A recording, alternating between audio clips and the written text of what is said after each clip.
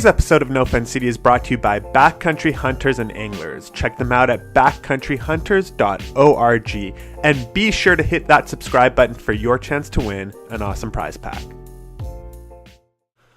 Welcome to the No Fun City podcast, episode 6. We have a contest going on, and it was supposed to be announced this episode as far as who the winner was, but we're going to extend that contest, and that contest is from last podcast. So if you subscribe to my channel and you type in Danman or Danman, however you want to say it, in the comments below, you'll be entered in to win these two Danman copybooks, Volume 1 and Volume 2.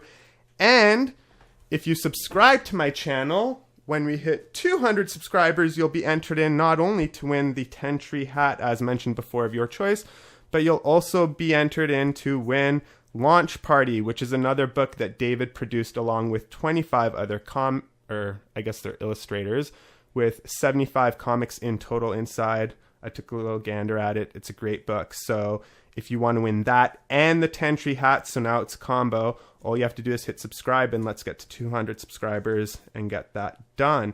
That being said, I do have some more amazing news.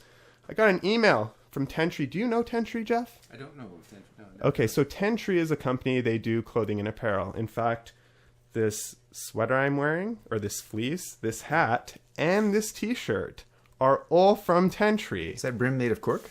Yes. 10-tree, what they do is they plant 10 trees for every item purchased. And then what you get is, actually, there's a blue tag behind you on the wall there, next to that box. Yeah, you see it. You take your tag and you type in the numbers on their website, and then you get to dictate what happens with those 10 trees, so where they get planted even. So then they reached out to me and sent me an email, and they're like, hey, like, we've seen what you've been doing, blah, blah, blah, blah. You want to be a 10-tree ambassador, which isn't like a huge deal, but it's kind of cool. So now I'm a 10-tree ambassador, and now I'll be giving away a 10-tree product for every prize pack that I do from here on out. That being said, today we got another special guest. By the way, I say that to everybody who comes on here. I'm like, it's not just you got me. a special guest. No, not just you. Good. It's my buddy Jeff Chan, right? Yeah. We had a Graham Chan on here. They are not related. There's a lot of Chans out there. Yeah, there is. But, you know, you kind of do look similar. Like, not to say you're old, but you could be Graham's older brother. Okay, yeah.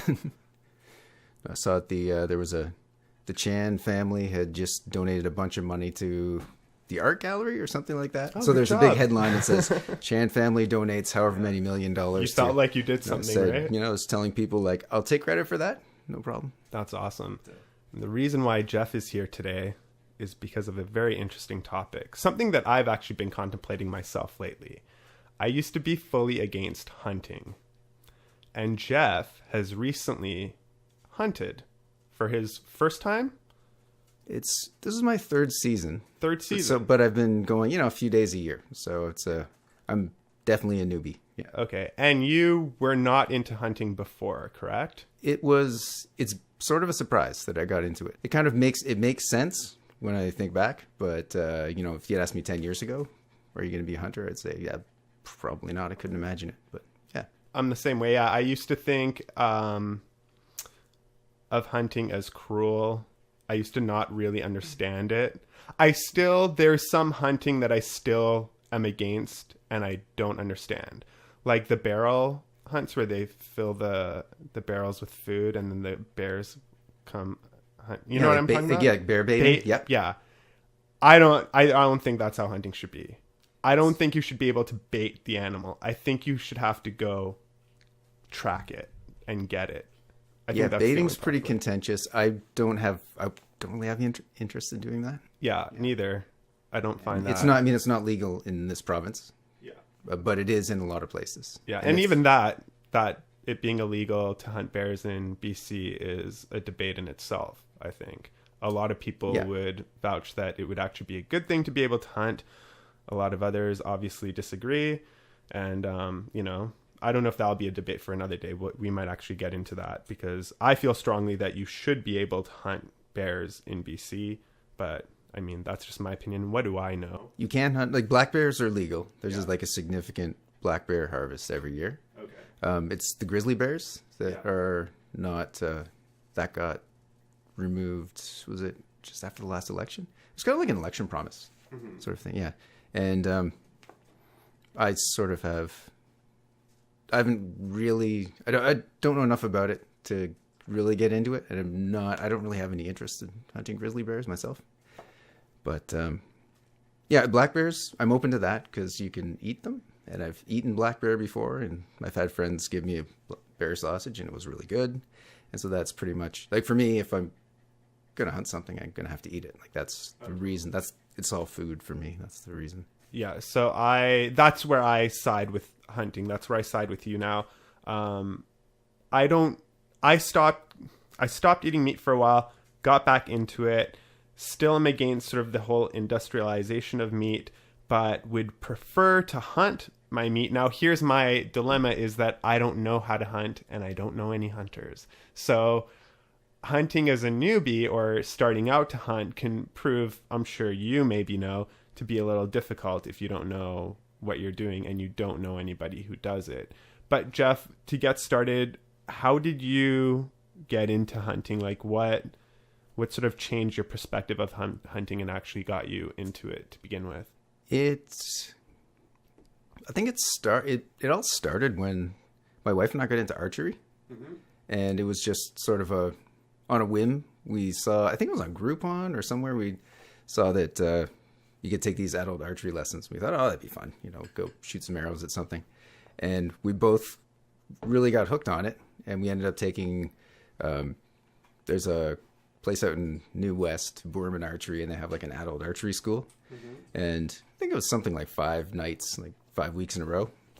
And we both just got hooked. We bought gear. Now we keep a target in the truck. Whenever we go out somewhere, we're always looking for a spot to, pull over, shoot a few arrows, work it into a hike, work it into our camping trips. And from that, and going to, there's archery events where it's called 3D archery. And there's places where you go out in the woods and they'll have like a hunting and fishing club, and they'll set up a course, which is basically like a hiking course. And they have at different spots these like foam rubber animals. It might be a skunk, it might be a dinosaur. And, you score by shooting at those things. And so it kind of combines doing archery with going on a hike, going for a walk in the woods. And just through I've met people at those, and a lot of them were into hunting, and just, I'm always interested about experience that I don't know about. So I'd talking to those people, I started to get interested in hunting, and I spent a lot of time not eating meat. Like I was basically vegetarian for quite a few years, like on and off. And I'd started to eat more meat. It was kind of my wife's big on eating meat. I was always like left to my own devices. I might just be a vegetarian. And what I found is when I started getting meat back in my diet, my body started to heal itself better. Like I've been a skateboarder since I was a kid. So I'm just like a laundry list of injuries and ailments, and always sore and everything. And what I noticed is like a year or so after I started to incorporate a bit of meat back in my diet, there was a few injuries that just didn't recur the way they were before. Totally anecdotal. Like it could be something else. I don't know, but it just seemed really coincidental that maybe, a bit of animal protein was helping me heal up again. And so when we started eating more meat, I kind of started thinking about, like, I've never liked the whole factory farming thing. And so I started to think more about where the meat's coming from. And that sort of coincided with getting into this archery and meeting these people who are into hunting. And, then the next question is, oh, well, maybe I should try that myself. And then realizing like, oh, with a bow, it's extremely, like hunting's hard to begin with. With a bow, you're making it harder. And I hear it's extremely harder with a bow. Yeah, you have to get really close, and be accurate. Yeah, you have to be really accurate, and you have to be really close. You don't want to make a bad shot because, you make a bad shot, you hit too far back, you hit something in, if you hit it in the stomach or in the gut, then it's going to die, but it might not die right away. You might be tracking it for the day, and that whole time you just be like this, like the animal's in like, it's in pain, it's running away, it's just kind of like a gross feeling, right? And a perfect shot with a bow will go through the lungs and the heart, and like an animal like the size of an elk, like a big elk, will go down quite quickly. Like it's going to feel a shot, but it doesn't really suffer. It happens really fast. Yeah. So why bow hunting then? Just because I got into it because I was interested in archery. So would you ever hunt with a gun, to say? Yeah. I mean, most of the hunts that I've gone out on, I've been carrying a rifle, and it's basically been rifle hiking because I have yet to even take a shot at anything. So for the main part, when you do go hunting, it's with a rifle, but you bow hunt on those like practice path. Yeah, and there's some seasons that are bow only. So like this year in early December, I went to an area that was only open to bows for at that time of year. And so it's completely different. If you're going out with a rifle, then you're finding a spot where you can, a lot of times, like the way that I've been taught through the people I've met is they'll find a place where you can see a large chunk of land, like maybe a clear cut, and you can sit on an edge and wait for something to come out. And then with a rifle, I might take a shot at something that's 100 meters away, but some people 2, 3 more. Yeah, I was shooting with a rifle, 100 meters, 200, 300, like that's not uncommon to take a shot. With a bow, you're going to have to get in closer. Like a sort of a rule of thumb is 20 meters. Mm-hmm. But some people with compound bows, some people are accurate out to 60, 70, 80. I carry a recurve bow. So for me, it's like inside 20. If I was to take a shot on something, it would have to be that close, because if I'm going to shoot an arrow at something, I want to know where it's going to go. Like you don't want to shoot it and think, I think it's going to hit, or there's a really good chance it's going to hit in this area. I don't want that. It's like, I know where it's going to go. Like I have to know. So how long have you been doing archery for? I think it's been about 4 years now. Okay. And would you say you're fairly skilled at this point? I'm relatively good. Yeah. I mean, like inside that 20 meter range, yeah. I feel pretty good. And outside? Yeah. Outside, things get squirrely when you get, if I'm shooting at 30, like I would never take a shot at anything past 20. Yeah. But if we're like, I'm at there's an outdoor range at Burnaby. Like if I'm there and shooting at 25, I can often shoot pretty well there, out to 30 as well. But things really start to spread out quickly the further you get away. And there's sort of it accelerates, like the size of the group of arrows. The further you get out, like at 20, maybe I'm shooting here. 25, it might be here. 35, it's going to be like maybe out in here. Yeah. And then it's just bigger and bigger. So you said compound bow is what you use? I shoot a recurve bow, so I don't own a compound bow yet. What's the difference between so a compound bow, that's the kind you see. It's got the pulleys, like it looks like it has like 3 strings. Helps you out or whatever. Yeah, it shoots farther, and also when you pull back like to full draw, then there's levers that pop over. Yeah. So when you're out here at your full draw, you're not holding the whole weight of the bow. Mm-hmm. It's through like mechanical advantage. Yeah. And so then when you let the string go, then the cams and the wheels, they pop over, and there's levers on the limbs. Mm-hmm. And so it shoots the arrow you're holding it, and sometimes it's 70-80% let off. Oh wow. So that means if you're holding no one shoots a 100-pound compound bow, but if you have 70% let off, then you're pulling it back, it's 100. When you're actually holding on to it at full draw, it would be 30 pounds. Okay. So it's just just the way that they're designed. Yeah. Makes it. And so with, a lot of people shoot maybe 60, 70-pound bows. Mm-hmm. So they can actually draw back and sit and wait for a while without getting tired. Whereas if you're shooting a recurve or a longbow, those are just, it's like you think Robin Hood, Hunger Games, Hawkeye from the Avengers, just like the kind of bow a kid would draw. That's basically a longbow recurve. One piece. Yeah, so if it's a 50-pound bow, you pull it back to your draw length, you're holding 50 pounds. Mm-hmm. So that's the main difference. And with with compound bows, also they'll have sights built into them. It's easier to be more accurate with those. Mm-hmm. So you're talking about those, I guess those practice ranges. I don't know, man. Are those a little like? Are they actually fun? Because I feel like Yeah, that they're thing really can't fun. move, They're really, and it's just a plastic piece, right? It's just Yeah. like a plastic frame, so it's actually fun. And then what do you have? Is there like a key point where you have to shoot from, or do you shoot from anywhere? yeah, there'll be usually three stakes. So there's like one stake that marks where kids shoot at it from here, and then there's longbow and recurve bows. They'll shoot from here, and then compound shoots from back here. So it's just Okay. So like golf. yeah, and it's just kind of fun. You're changing because if you're at the target range, like you go to the Burnaby range, say the target butts are at 20 meters, 25, 30, 35, 40, and they're all like they're even distances, and it's a flat field. And whereas you go to these the 3D courses, you might be shooting up a hill, you might be shooting through, like there might be a bush with a hole in it. You might be shooting through that, and they're odd distances, and you might not know what it is. Like you kind of have to guess.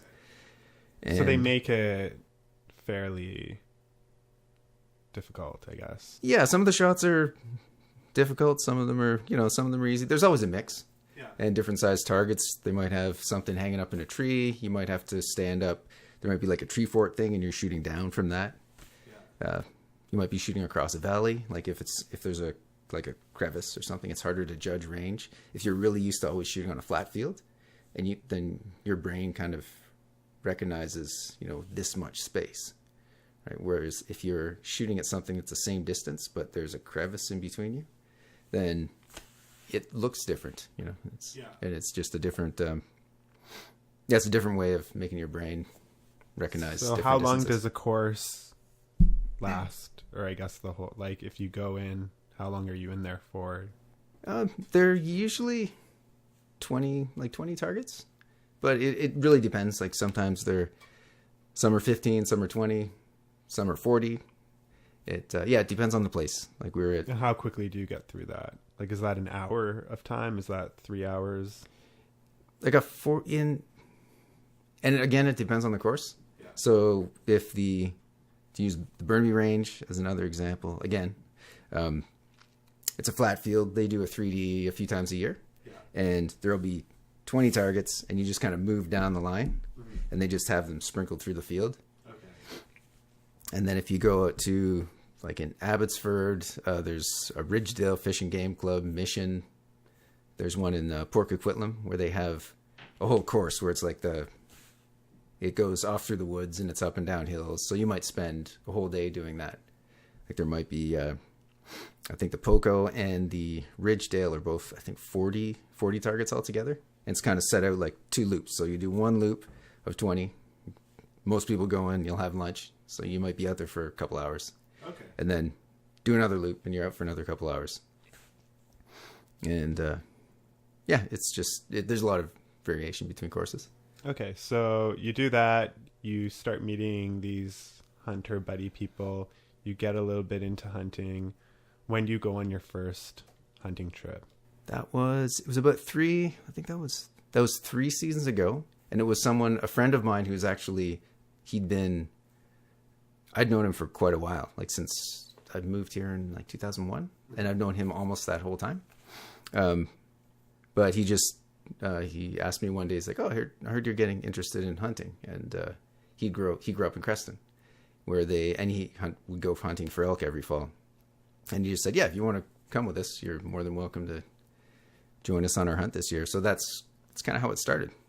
Yeah, it's just you make connections. You have someone to show you around a little bit. Were you gone for a few days? Like how long does your first hunting trip last? That trip we were in I think it was either 3 or 4 days, something like that.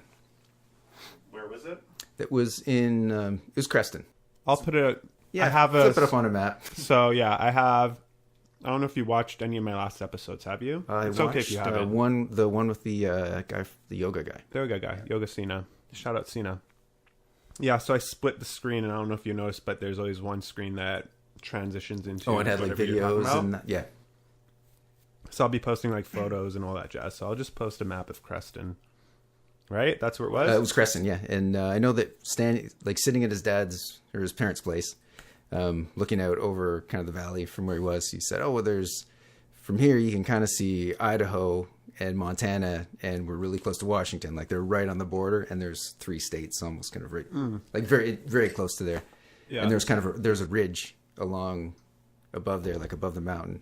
And I think that hike, like you can hike along that ridge, and I think you actually end up in one of the states. I forget if you said it was Montana or Idaho, but or Washington. It's like that in Osoyoos as well.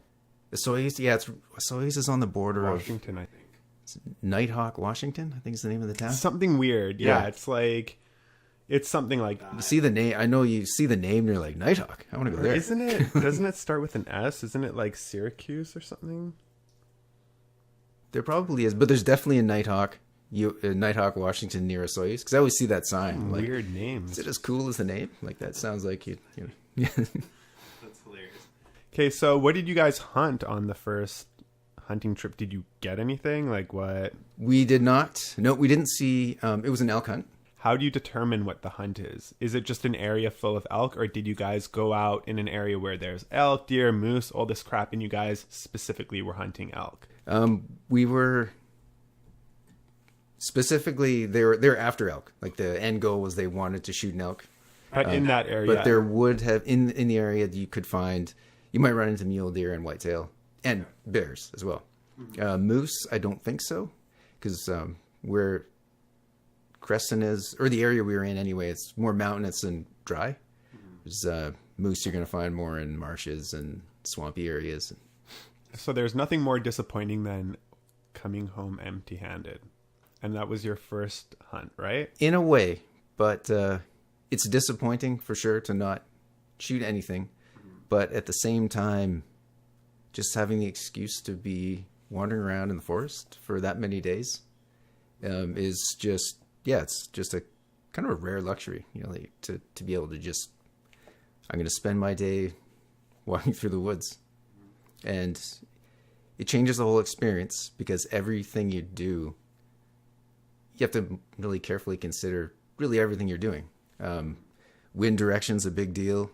Noise is less of a deal when you're hunting elk because they're big, noisy animals. They're like, they're like bigger than a horse, right? And so when they move through the woods, they're loud, they're crashing around, they're breaking sticks. But wind direction is like you live by the wind. If they smell you, they're gone. Like the old saying is, you can fool an animal's eyes, you can fool their ears, but you will never fool their nose. Mm-hmm. And if they smell a human, it might not even be that they're conditioned to know that humans are dangerous. It's just, that's a smell I don't recognize. I'm out of here. Like that's, yeah. For a guy who was doing it for his first time, it was more a case of like, it was sort of an overwhelming experience. Mm-hmm. You show up in a new place and you meet, well, my friend, I'd known him for quite a while, but we were meeting his brother-in-law and then his brother-in-law's friend, who all we knew is he'd been described of as a real character. Okay. Which is I always love that because you're like, I don't know, that could mean anything. Yeah, is he a real character or is he a real character? And he was a real character. He was That's good. Yeah, he's a kind of an older hippie kind of guy, gray braids down to here, really tall. He had MS. Okay. But he'd walk these hiking poles, and trying to keep up with him in the woods for me is just like a lost cause, right? Like I can hike pretty quickly, but this guy is just like a spider monster. Yeah, but we got to the camp. We found a spot, ran into him, and we make a rough plan for the morning. You get up before the sun comes up because you want to be in a spot. Most of the activity, or the best chances of activity, are going to be daybreak and sunset. And that's when animals are typically moving from, when the sun's coming up, they're going to be moving from where they've been eating during the day and transitioning to a bedding area because they are going to go bed down for the day. Mm-hmm. These aren't like hard and fast rules, but typically this is how it happens. And then when the sun's going down, they're going to go from their bedding area and they're going to go back out to a feeding area. Okay. And I think it's probably because they don't want to be out in a feeding area in the wide open in the sun when everything can see them. Or they're going to do it at night when they're kind of under cover darkness a little bit. Okay. So yeah, we wake up before the sun comes up, and this is my first trip. And next thing you know, I'm sitting on the back of some guy's quad. I've got a rifle in my hand. We're whipping through salal bushes hitting you in the face, you know. And I'd met the guy about an hour before I went to bed. So yeah, it's pretty immersive, pretty intense to begin with. And we actually bumped a herd of cow elk within, I think, maybe the first hour. So it kind of things got off to a quick start. And But you couldn't do anything with those, or what? no, and where we were, the general open season is for bull elk and 6 points or greater. So What's 6 points or greater? so through, I guess we should rewind, pull the lens back a bit. For each species, like each huntable species in BC, there's different areas, and then there's a regulation on each species. Okay. So for elk, for most of the province, the kind of the measuring stick is bull elk that are male, bulls and cows, that's males and females, and then 6 point antler means their antlers have 6 points on them. Yeah. And the definition of a point is it has to be longer than it is wide, and I think it's 1.5 inches is sort of the width minimum, so it has to be longer than 1.5. Okay. If the base is 1.5.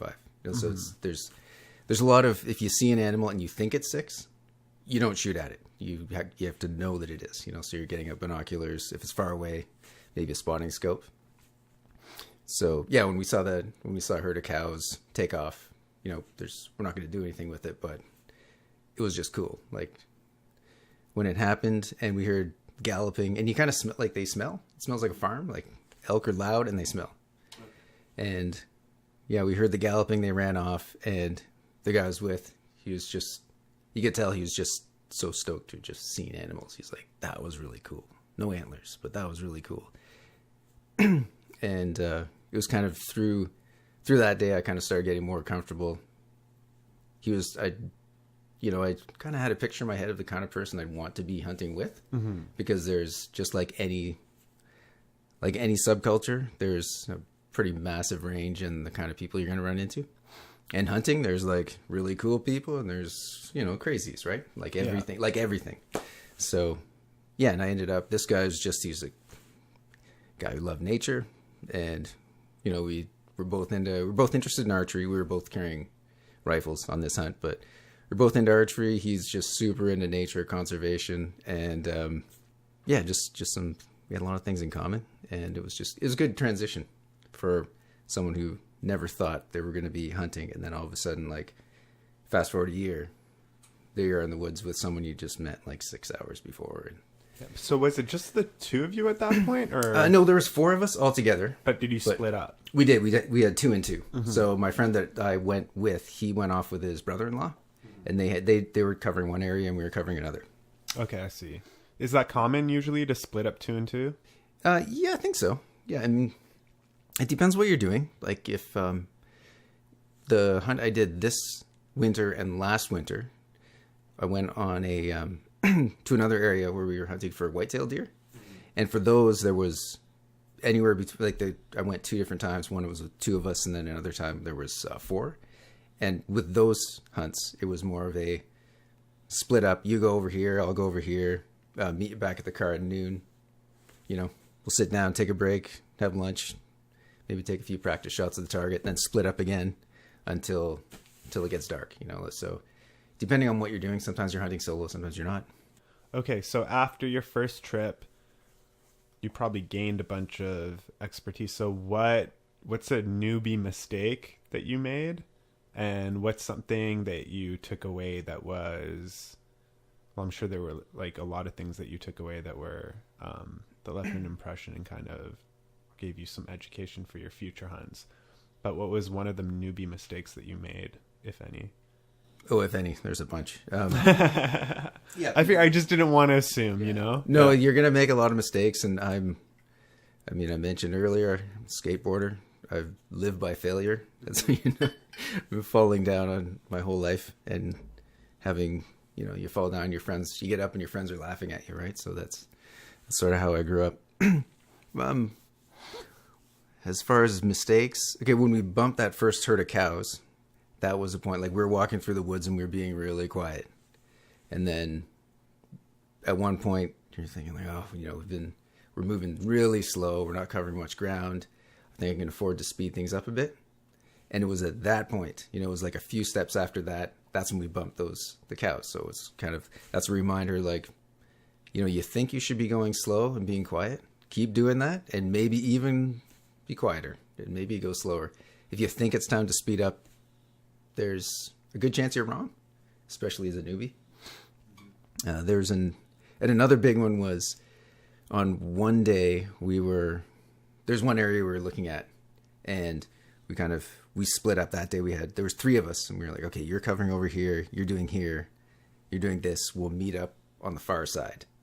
And I kind of went off through the bush in one spot where I thought, maybe this is a good route, and then quickly found myself in the densest thicket, right? So I couldn't go anywhere without crashing around and making tons of noise, and then ended up like right in a bedding area. So you could actually see like where animal tracks were and where the beds were. Like it was laid out like a house, like bedrooms, and so that's a classic rookie mistake, is you go in, you spread your scent around, and you're making tons of noise. So that was... It's okay, you were in a bedding area, but like, aren't those animals going to come back? They will, but if they come back and they can tell by their nose, oh, there's a person here like 2 hours ago, then they're probably going to go somewhere else. Okay. So they might, they're probably not going to hang out there if the scent is that fresh.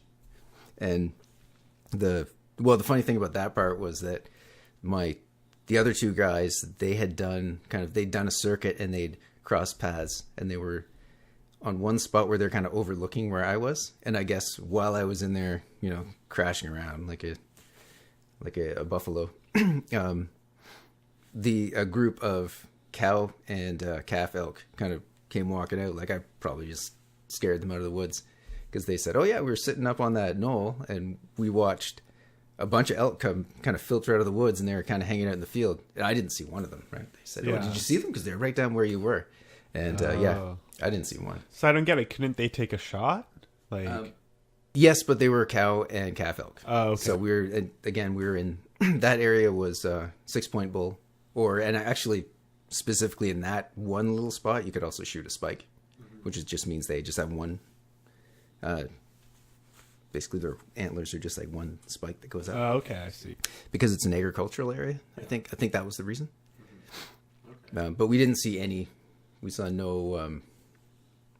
We didn't see any male elk at all on that trip. But yeah, we saw lots of cows and calves. So lots of. Is it mainly all like elk that you go after, or what's what? What else did you? I've been on. That was the one trip where we were specifically looking for elk. Mm-hmm. The other trips, like the trip I went on last year, I only got out on one, and that was for white-tailed deer. And that was at a time where the only thing legal when we were there was white-tailed deer. And it was like the very tail end of rifle season. And then the friend that I went up with on that trip, he stuck around for another week after I left, and he stayed on for the first week of bow season. And then this year I went on 2 trips. One of them we were intending it to be an elk trip. And we were going to an area that neither of us had been to before. So it was really just kind of an exploratory romp. And it wasn't what we were expecting. We ended up doing a lot more driving than we were planning on. We found a lot of agricultural land. So there's a bunch of farms, and there was a whole bunch of oil drilling areas. Yeah. And then the spots that we found that were clear cuts. Like clear cuts are kind of classically good place to hunt, because the clear cuts have good food for the animals. Like when you cut down an old growth forest, or even not even old growth, just like a bigger forest, then all of a sudden the sunlight can get down to the bottom, and they're growing like snowberry bushes and just different browse and berry bushes that the animals like to eat. Yeah. So, and the animals will often work kind of like they'll move around the inside border of the clear cut. Okay. So you'll find a spot somewhere around the edge of the clear cut, and you can sit and watch the whole area. And we had some spots marked off that were like, that looks like a good clear cut, like from Google Maps and like the aerial photos. But when we actually got there, then the clear cuts were maybe a year or two older than we were expecting. Oh, right. So the trees it's not like you couldn't find a spot and watch this whole area because the trees are now, they're maybe 10, 12, 15 feet tall. Yeah. And we did run into, there was a lot of people hunting there. So I think we were kind of on the right track, but a lot of those guys were hunting on quads and side-by-sides. Okay. So like a side-by-side is basically a quad, and it's what it sounds like. It's like two guys sitting a thing side-by-side. Yeah. And they just kind of putter through all these little narrow trails between the clear cuts, and they'll just drive around all day and then see something and shoot it. You know, like that's... Yeah. And I think that's a really common way for people to But hunt. don't animals hear that? Like, isn't that just as loud? You know what I mean? Like, They do, but there's they just don't care. Well, I mean, how many times does a car drive past a deer or an elk and nothing happens? So you just figure they'd... I wonder about that myself, but yeah, people say it works. It's crazy. I don't have the experience to really know. Sometimes it might be a case of you're driving, you come over a rise, and then there's one off in the distance. You're like, all right, pull over, like that kind of thing. Yeah. Pull over, we'll work our way up. Do you ever lose the quad? Like, you know what I mean? You pull over, you forget to pin your location. I'm sure it happens, yeah. That's funny. People roll quads, you know, like there's a lot of quad related accidents I know I have a friend who rolled one trying to, I think he was driving it in the back of his truck. Yeah. Punctured a lung. I know someone else who was on a hunt, and one of the guys rolled his, and they had to call it off. Like he broke his collarbone or broke some ribs or something. There's a lot of quad related accidents for sure. I hear you could tow a moose with a quad. Is that doable? I'd have to ask someone who's tried it. Yeah. I've sat on a quad. I've never driven one. I don't think I've driven one myself. Okay, because I was debating with a Moose friend. are really big. Yeah, that's what I was saying. I'm like, you need to chop it up right then and there, right? Like, you know, hack it up, butcher it, whatever. Then my buddy's like, no. You could tow it with a quad. I'm like, a moose? And he's like, well, yeah, to a given point, you can tow a moose with a quad. Like, they do it all the time. Then I looked up videos, and I found videos of, sure enough, hunters, like, towing their moose on a quad. But then I'm like, doesn't that wreck, like, the pelt and, like, all of that Yeah, I stuff? guess Or so. does that not matter? Like, do you not want to keep those? Or The hide, some people keep them, some people don't. okay. Yeah, I mean, if I have no interest in having, like, you know, the head mount with the eyeballs, like, staring at you from the Yeah, wall. no, I don't Like, know. that's not something I'm But, like, interested you in. don't want... Like, I wouldn't mind the fur Yeah, I guess if I'm taking everything. But I don't want the head mounted on the wall. if someone's going to make something out of you're going to have a moose leather jacket or something, or bags, or, yeah, maybe. Yeah. Yeah. I'm pretty into, if anyone who does that, that's great, because I'm fully into using every part of the animal if you can. Yeah. So let's say, okay, so you have shot, well, I don't know if you've shot, but you have acquired an animal in the wild. Yeah, the hunt that we went on, we were intending to go for elk in September. Yeah. My friend who's he actually makes bows, like he's a bow maker. Oh, cool. Let's plug it. Plug time. Plug in if you need bow and arrows to go hunting. This is me singing a little advertising song. You want to call Partridge Creek? Call Partridge Creek for your bow and arrow needs. Yeah, traditional archery needs. Custom. Yeah. All wood. All wood, yes. All wood bows. And maybe they come with arrows. They don't come with arrows. And who's the guy who makes His them? name is Ian Fair. He makes beautiful wood bows, and he's an excellent cook. And I'll definitely put a And a link very nice guy. to his website or whatever I can find of Ian in the description below, so you can click on that if you want to find out more information about his bows. Ian, if you're listening, you should send me a bow to give away or something for this free advertising. I wouldn't count on that. A lot of work goes into one of those. Oh, for sure, yeah. No, I just say that for shits and giggles. Yeah. Okay, so you guys got what that trip? That was a mule deer, and it was he's been a hunter for like 30 years or something like that, for a long time. But this was the first time that he'd shot a deer with a bow that he made himself. So it was my first time seeing it happen. So it was pretty intense all around. I saw the shot happen, and then I was there for, tracking, recovery, field processing. Like, so he shot it, it ran off. It didn't go very far, but we did have to, if you shoot something and it runs, you typically don't immediately go after it, because if it's a marginal shot, which we were pretty sure it wasn't, and it turned out to not be, if it's a marginal shot and you chase it immediately, it might just run and you might never find it.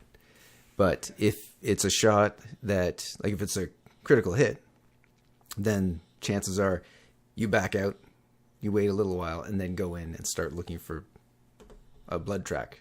Mm. Because the animal's probably going to go bed down somewhere and then just die there. Yeah. Because they'll bleed out pretty quickly. Yeah, so that's basically what happened. He did the shot. We had backed out and waited. It was raining pretty hard at the time, so we didn't want to wait too long, because you're really, like, you look at where you took the shot from, where you hit the animal, and then where you last saw it before it ran in. Yeah. And then you kind of, from there, you just go and you start looking for blood. And in a perfect world, you go in, there's blood, it's like you're following a trail. This time we had to kind of grid search a little bit, but we found it, and it didn't take that long. Was it dead upon arrival? It was, yeah. Okay, yeah. Cool. So what was, you didn't take the shot, but what was that kind of like? Just seeing it happen it was sort of surreal. Like, we saw the deer. I saw him drawing the bow, and it was like my brain was slowly catching up to everything. Like, oh, there's a deer. Oh, he's drawing. Oh, wow, he's taking a shot. And then I heard the sound, and I've heard people describe it as, it sounds like a drum. Mm-hmm. I heard the sound like a drum. Yeah. I guess that's the arrow going through. Yeah. And it had it went through diagonally. So it went through both lungs, diagonally through, and it actually broke the offside femur. Okay. So it is not the perfect shot that you want. Mm-hmm. Like, in a perfect world, you take a shot, it's broadside, it goes through both lungs and the heart. Yeah. Animal is dead. But right? You said this one went through both. It lungs. Did. It just didn't go through the heart. It didn't hit the heart. It went through one lung, and then I think it may have caught the back end of the other one. Mm-hmm. And so what happened was the animal, the deer turned towards him just as, like, there's a term called jumping the string they talk about with animals. And when you shoot a bow, there's like a little, it's not even a twang. It's like it's a light thud kind of sound. And animals they'll often react. Like, sometimes a deer they'll kind of crouch because they're getting ready to jump. Mm-hmm. So that causes a lot of misses where someone shoots, the deer hears the string, and they crouch down because they're going to spring away, and the arrow goes over the back. But in this one, the deer turned slightly towards him. So rather than, say the head is here. Yeah. So and this is archer, this hand. Mm-hmm. So the deer turned towards him like this. So it went through, and it definitely hit the lung on the onside, mm-hmm. but it didn't go, it just probably just nicked the far side lung, carried through diagonally, and broke the leg on the far side. Okay, I see. So, it's a good shot, but it wasn't a perfect shot, because it was, the animal didn't just drop right there, because that happens in a perfect world, that's what happens. You shoot it drops. Right. Thinking back on how you got into hunting and how sort of like, how that drive got pulled out of you, it started through the archery, doing that kind of thing, and the hiking and stuff. For me, it was totally different. For me, it was 2 TV shows. Okay. Do you watch hunting shows at all? I have watched some. There's 2 that I watch. I wonder if it's the same 2 that I'm thinking. I'm guessing Meat Eater is one of them. Yes. Because I'm a huge Steve Rinella fan. Yeah. I really like the guy. I think he's smart. He's articulate. He's really funny. Yeah. And it's surprising to hear, he's like a Michigan guy, right? Yeah, His sounds, his voice, his accent, he sounds like a Michigan guy. But the literary references he pulls out and the way he guides conversations and his humor totally clashes with the accent. Like, you don't expect that accent to be saying these things. Totally. I love that. And he's smart. He's a funny guy. And he's a fantastic writer. I don't know if you've read American Buffalo. No. Excellent book. I'm assuming it's about hunting. It is. But it's also about the history of bison in North America. Oh, okay. It's the main story arc of the book is him getting a tag for hunting bison in Alaska. Okay. And I think they only give out, I think it was like 25 of those a year or something like that. So it's a lottery system for the bison in the area he was hunting. Yeah. And he was just super lucky and he pulled the tag. So the main story arc is him going on that hunt. But throughout the book, he tells a story about bison from like prehistoric times up to now. Okay. And it's incredibly well researched. It's really well read, or really well written. Yeah. The only episode of Meat Eater that I didn't like was the one where it was more of a cooking show episode where he cooked I think it was elk burgers or bison burgers. Okay. I don't know if I haven't seen all of them. I've watched maybe 10 episodes. Okay. There's more that I haven't seen than the ones I have seen, but yeah, I think there are a few episodes where he's not hunting, he's like cooking, and it's more of a cooking episode. There's I saw one cooking one where he made a meatloaf and French fries. Yeah, so it's like those ones. I'm not a fan of those. I get them. I get why he made them, but they're not like Meat Eater episodes to me. You know what I mean?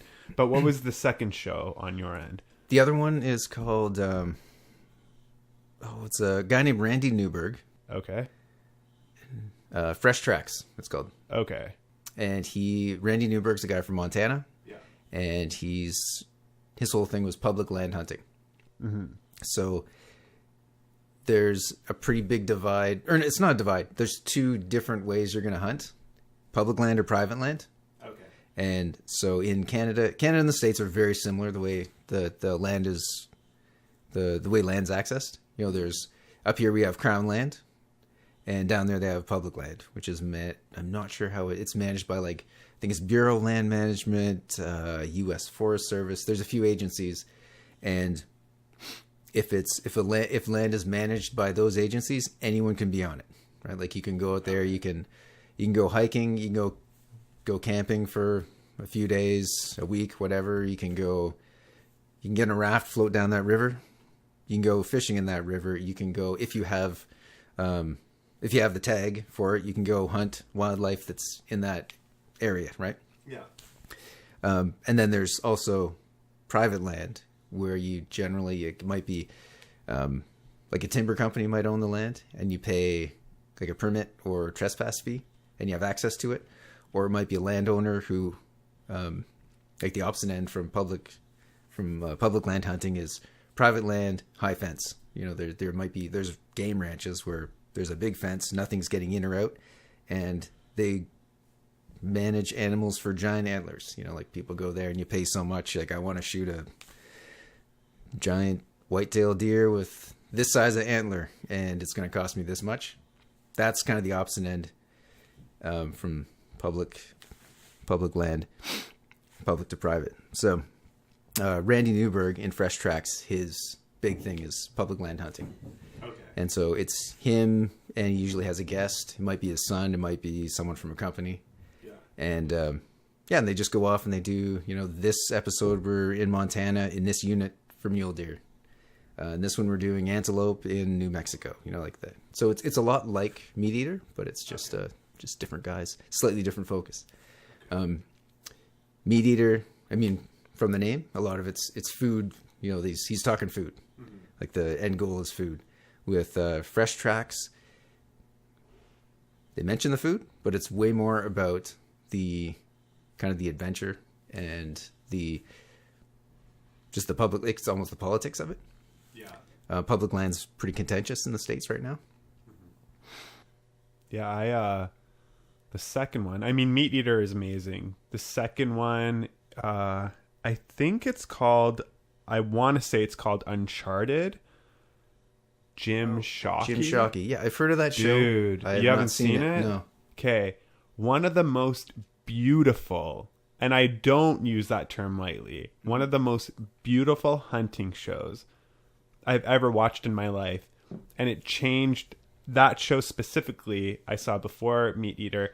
That show changed the way I saw hunting.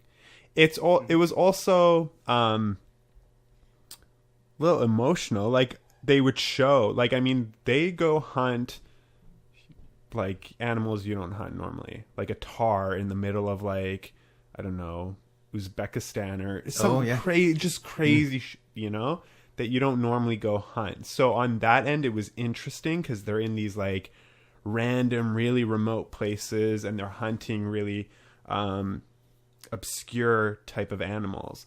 But it was interesting to see the depth at which they go. They hunt, after they hunt, and they kill the animal at the end of the episode or whatever it may be. They share the meat with the locals. It really made hunting seem more humble to me. Yeah, and should watch that. Yeah, definitely. And episode 1 and 2 are very different from the rest of the series. So if you do watch Uncharted, episode 1 and 2 are a little bit different from the rest, but definitely check it out because it was in the most beautiful sights. Like you as a hunter, somebody who appreciates, would love it. But that show is actually what got me into hunting, on top of Steve Rennell and his Meat Eater show, which I also found very not just informative and interesting, but it really rationalized hunting ethics to me. You know what I mean? Yeah. It made me understand hunting ethics. It made me understand hunting in general, where I didn't before. And I was really, I don't know, just like everybody, I don't want to kill an animal, you know, but then, yeah, we go to the store, we get our beef, we get our meat, we get our chicken, our poultry. It's like, let's say all of us had to kill our own animal. We'd probably be eating less of it. We'd still eat animals. I'd still go hunting.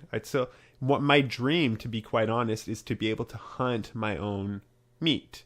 And that's the only meat I want to eat, to be honest. But I've never gone hunting. I know nothing about it. So I got a long way to go before I get to even where you are, you know, and you consider yourself a newbie hunter, but you've been doing it for, you know, at least a few years. It's probably been something like 20 days in the field. Like if you add them all together for over 3 seasons. So it's... But how many hours of practice and the archer, you know what I mean? Like, yeah, there's a lot that goes... It's beyond just the field. Yeah. Because there's know-how before you go in the field. Like, I can't just get up and be like, okay, I'm going to grab a rifle and go hunting. Like, there's method, there's approach, there's things you definitely need to take with you. There's things you definitely don't need to bring with you. There, you know, like everything from weight to how you're going to get this animal out, if you're getting it out, compared to are you just chopping it up right then and there, you know? Yeah, it's pretty intimidating. There's a lot to know. Yeah, definitely. Did you see, I guess what happens is sometimes an animal is so big, they butcher it right on site. But then what happens is it starts to get dark and you're not done. So you leave the carcass, the remainder, and you come back like the next day. So what happens is, I don't know if I'll see if I can find the video. It must be on YouTube, but these guys go, I guess they hunted a moose and they chop it up, but they don't get done. They come back the next day to the moose and the moose has been buried. Oh, the bear got on it?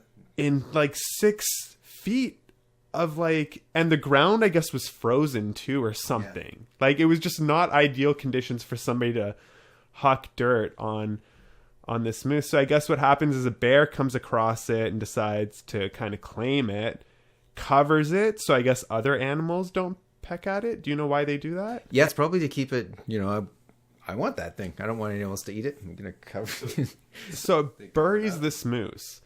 And they get back to it the next day. And you see, like, I'll try to find the video if I post it. Like, it'll be on here while I'm talking.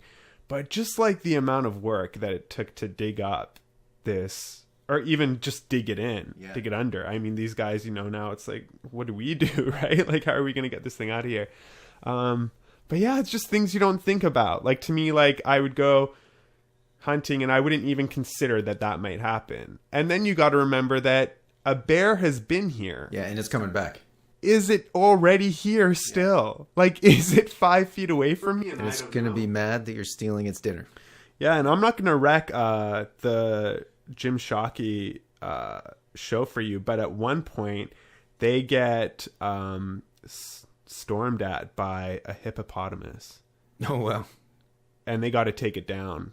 Like, it's like we're talking within this much distance. It's crazy. So you definitely want to watch that show, because there's some sites there where you're like, holy cow, what just happened? And they show it. They show it exactly what happens. But yeah, it's just crazy stuff you don't think about. So what's one, I guess, or a few giveaways that you could give to people who are thinking about getting into hunting, maybe even some resources that they should look into and consider? Well, to start, everyone needs to, there's a course, Conservation and Outdoor Recreation Education, CORE. You need to take that. It's hunter safety and education. So you have to take that to even get your license in BC. How long does that take? Do you know? You can do it over a weekend. It depends. There's different, some places will offer like a weekend crash course or maybe 2 weekends. Yeah. And then you might go, some of them will do, 2 hours once a week for a few weeks. Mm-hmm. So there's different people offer the course. I did mine through a place called Eat Wild. Okay. And there's a guy named Dylan Ayers. He does a really good job. Super nice guy. You only take it once. So that's the only recommendation I have. Yeah. And so everyone has to do that. And you can do it online. Like, you can actually do the course online. But if you can do it, if it fits in your schedule, for anyone, I'd always recommend taking the course. How much does a course like that cost? I don't remember. I want to say 300. Okay. But I could be totally wrong. Yeah. And I probably am, because it was a few years ago and I completely forget how much it was. Okay. So hopefully for people who are listening or watching, eatwild.ca, you can click there. $30 and you happen to add an extra zero. It's way cheaper to do it online. Yeah. But the problem there is you don't have, from my experience with Dylan and his team, you have a question and they're going to answer it, and they're happy to answer it. Yeah. And you'll probably and you're with a group, so you might hear a few questions that you didn't think of. Mm-hmm. And the classroom setting, if you have good instructors, you just can't really, you can't compete with that on an online course. Totally. So yeah, as far as preparation, that's one you have to do, and it's really good. You learn a bunch doing that.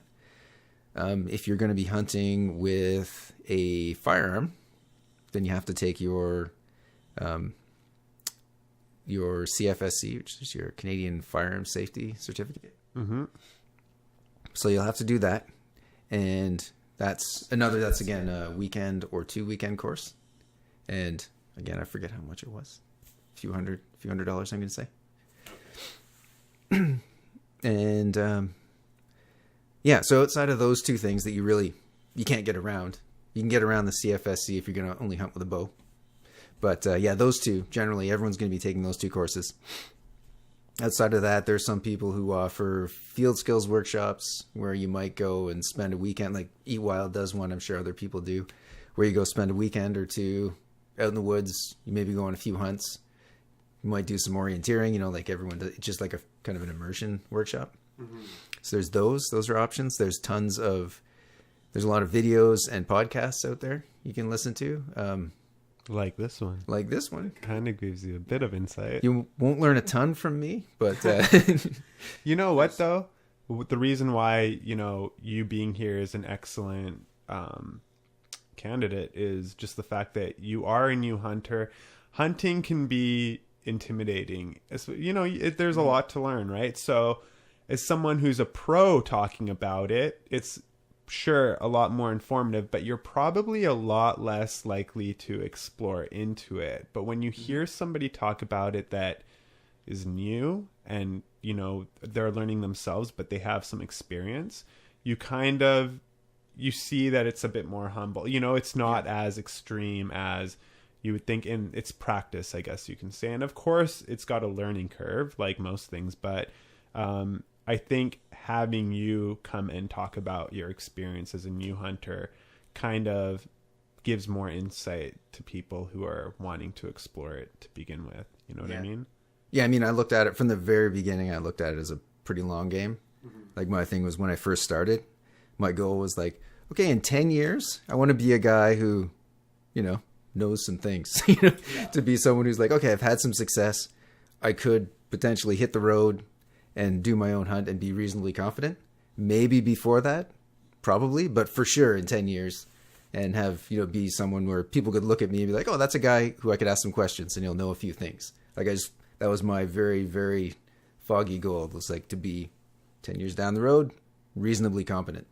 And I'm on my way, Yeah, definitely. Yeah, that's awesome. Man, what's your ideal thing to, like, what's, your, I don't want to call it a trophy hunt, but like, for example, me, for some reason, I really would love to hunt a moose. So what is something that you would want to hunt, that's kind of like your dream hunt, and where? Like, do you have a place in mind, like, that you really want to go? Well, the first thing that comes to mind is, out of all the game meat I've eaten, my favorite is elk. So that's the top of the list. Yeah. It's a bonus that elk are huge. So if you do, if you're successful, then you have a lot of meat going in the freezer. And so that's probably my top right now. If you were to ask me today, I'd say I'd love to shoot an elk. I'd love to do it with a bow. Okay. So I'd like to take a bow, or I'd like to take an elk with a bow. That would mean I'd work my way into a 20-meter range. So that's a pretty lofty goal for me, the way I think about it. And one of the cool things about elk is, depending on the season, like if you're going in September, they during the breeding season, elk do. Have you ever heard an elk call? Like they do this. I've heard it on Meat Eater. Like I've heard them do the elk call.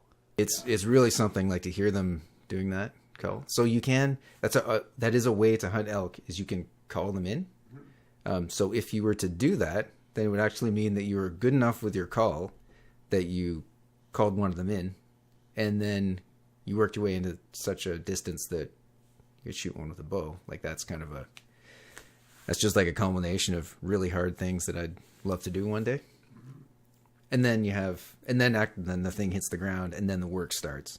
Then you have to, you're processing it there. Hopefully you're not hunting by yourself, because that's hundreds of pounds you're going to be carrying out there. Yeah, I was going to ask you, so do you butcher on site or what? If it's an elk, for sure. Unless it was right by the road and you had some sort of way to lug it up into a truck. But when my friend shot the mule deer in September, we quartered it on site. Okay, how long does that take? I think we were probably there for about an hour. But it was like I'd never done it before, and I'd never even seen it. Yeah. So it was sort of a case of I had to process what just happened. It's a pretty heavy moment. Like it was, like you see photos of, go to social media, go click around, type, like put white-tailed deer into #white-tailed deer into Instagram, and you'll find a lot of photos of people who are, they got a dead deer on the ground, they're holding the antlers, and they got a giant grin on their face. Mm-hmm. And for me, like for what I felt that moment, I can't really imagine being in that position where I wanted to hold the head and smile for the camera. Like it's really heavy. I wonder if that's because it was the first time. I mean, I'd imagine somebody who's who's Instagramming it like that, has probably done it a few times to the point where they're comfortable enough doing that. Because I, like you, I don't think I would Instagram it for the simple fact that I'm going to get first of all, I'm going to get haters and vegans. No offense to vegans and haters, because I actually was vegetarian for a while. So I don't have any hating. Yeah. Really good food. Right. Yeah. But I could see just a lot of backlash and hate for that anyway. But I am highly on the side of, listen, if you're going to the grocery store and you're getting your poultry or your meat from there, and you're going to hate on somebody for shooting an animal, whether it be a lion or like whatever, you know what I mean? Yeah. Then, you know, that's on you. Hypocrite. Like, You're someone else to do it. You're paying someone to do the killing for you? Essentially. Yeah. And that's not more humane. In fact, that's more, you know, that's more of a problem for the planet. But like, I couldn't see myself taking that photo, but I can understand people who hunt regularly, why it's, you know, that type of moment for them where And, they're happy and they want to take. A big thing about it that doesn't, it's a message that doesn't really land, and it's hard to get out of if you just see a bunch of pictures of people who are smiling and holding a dead animal's head, is that moment is like the culmination of so much work. You know, like so much went into it. And for a lot of those people, I mean, I can't speak for anyone, but I can imagine that that smile, a lot of it was like, I prepared for a whole year for this, and I did all these things. I called an elk in. We hiked in 14 miles. We were in here for 5 days. You know, we've been going up and down ridges all day. We've burning thousands of calories a day. And here's an elk. This thing's huge. I called it into 20 meters and I shot it, you know. And they're smiling because they just put so much work into that. But when you freeze that moment in time, for someone who hasn't been in that situation, it looks like this guy's super happy because he just killed something, right? Yeah. So yeah, it's a tricky one. I don't like those photos much, you know, but I have nothing against them. Yeah. I don't see myself ever having one. I think you saw the one photo I had of. There's a picture of me that is after the deer. My friend took his. They call them grip and grin photos. Yeah. Can I post those photos on this podcast? Yeah, of course. Yeah, you can do that. So there's one picture of me, and I'm in the process of making a cut, and basically when it happened, the animal's dead. We walk up. I'm looking at it like, wow, this is it's quite a moment. And there's a smell. It's still warm. Like there's a lot going on there. But the next thing was like, tell me what to do. I haven't done. He knew that I hadn't done that before, and I knew I wanted to learn. So it's just like, all right, coach, I've got a knife in my hand. Tell me where to cut. That kind of thing. Yeah. See, I want to learn that part too. I want to learn the whole shebang. I want to learn the hunt, the kill, the cut, the freeze, the cook. Like, you know what I mean? We did. So we probably spent an hour breaking it down into they call it the quarters, right? So back legs, front legs, and then you do the rib meat. It's illegal to leave any kind of edible meat in the field. And I mean, that shouldn't be the reason that you take the edible meat with you, not just because I'm breaking the law if I don't, but you want to take everything that's edible because you just killed this thing and you want to make the best use of it. Technically everything edible? Like, I mean, do intestines count? Do livers count? Like, you know what I mean? Does the heart count? We took the liver. We ate the heart that night. Yeah. What was that like? It was really good. Really? What does it taste like? Like liver almost? Is it the same kind? No, because liver's kind of grainy, and the heart's a muscle, right? The liver is an organ, and yeah. But what about the feel? Like when you bite into it, is it more like a chicken kind of feel? It's pretty tough. Heart is pretty tough. Like when I was a kid, we used to eat heart pretty often, but it was ground. Oh, really? Yeah. But this was like, it looks like rings. It almost looks like if you like cut a pepper. Yeah. And it's got the kind of rings and then sort of the sections. It looks a bit like that. Like it's a hollow muscle. Yeah. It's like a muscular bag. And it's a bit tough, but you slice it. We just slice it really thin, and you cook it pretty rare. So it's tougher than the rest of than say like the tenderloins. Yeah. But it was really good.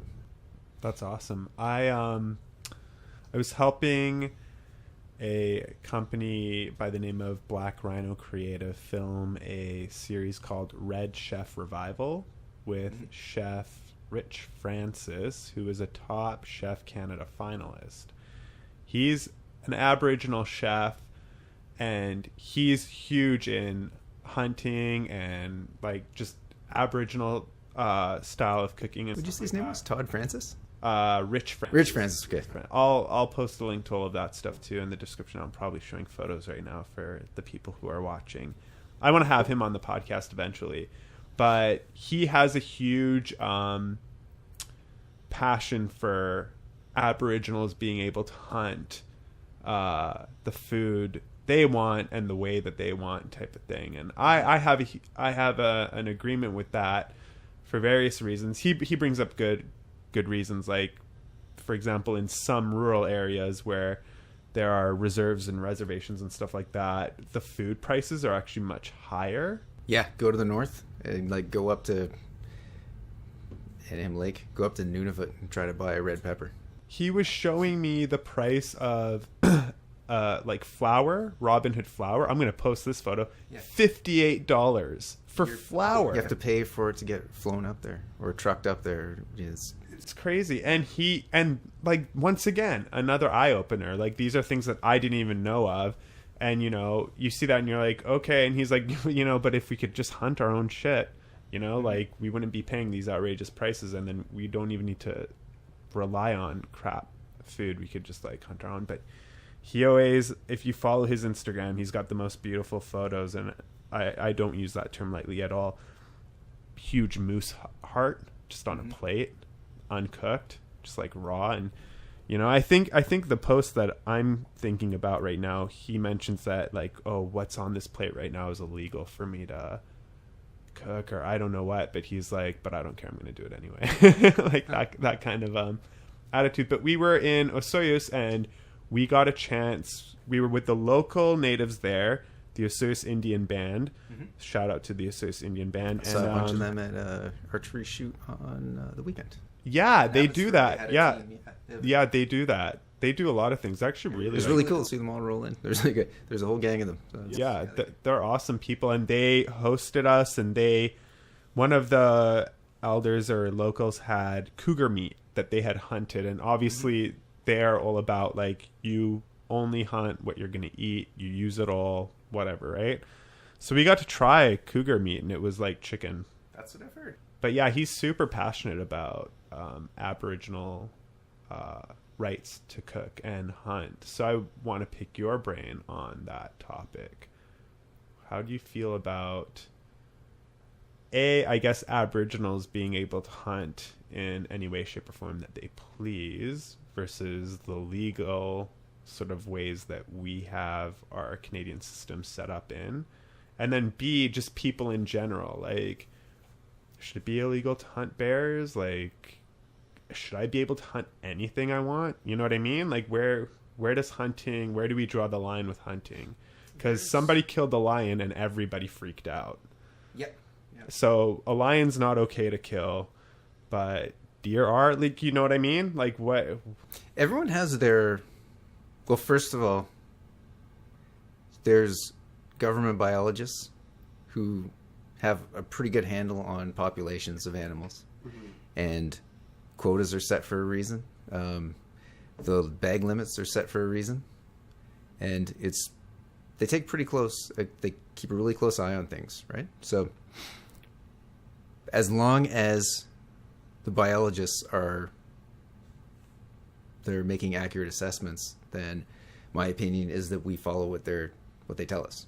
Like, this population can sustain X number of adult males and adult females taken out of the population, they'll be fine. You know, like if we have someone to tell us this many is fine, the population isn't going to crash, then I think that's what we should go by, really. So what do you think about the bear? What do you think about the bears locally then, I guess? Because in my opinion, it shouldn't be illegal to hunt bears. Like hunting black bears? Yeah, just bears in general. I don't think that there should be a ban on black or grizzly bears in BC. No, there shouldn't. I don't really believe in an outright ban. Yeah. I believe in close control, like very, like, and it's region by region, right? Like grizzly bears, there's some parts of the province where there's lots of them. Like, their population is doing great. Yeah. And it can bring in a lot of money for the I don't know. I've heard people say they eat grizzly and that it's good. I've never tried it. But yeah, I think the grizzly ban, like the grizzly hunting ban, it seemed like it really came across as an election promise. Like they were looking for votes, and it was an emotional rather than a scientific decision. Mm-hmm. Like it wasn't based on what biologists were saying. But then it really depends on what area you're in, because in some areas of the province, the grizzly population is not doing well.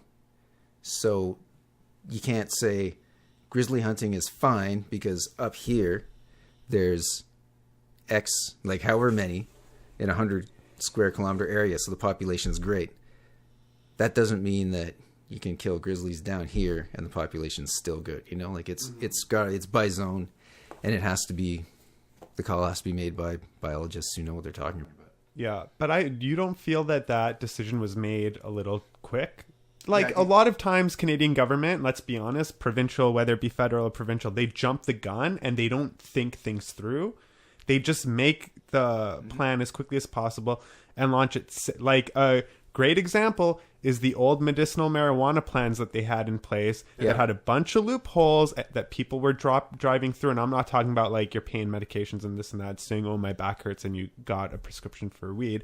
I'm talking literally where people were able to funnel huge amounts of marijuana because the laws weren't thought out properly.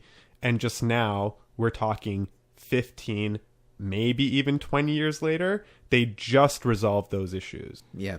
So you don't feel that it was a bit like... Oh, I absolutely think they did it.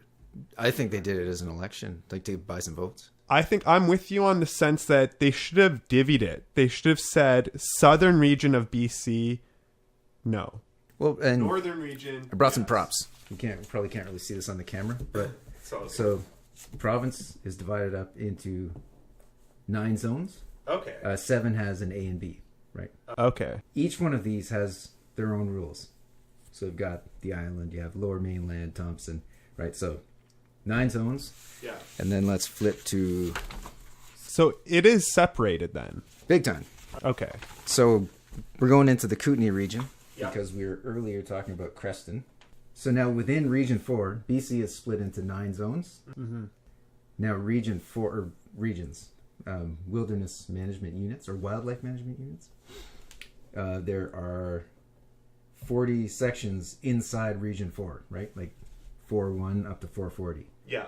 They all have their own rules depending on how the populations That's really tight then. Yeah.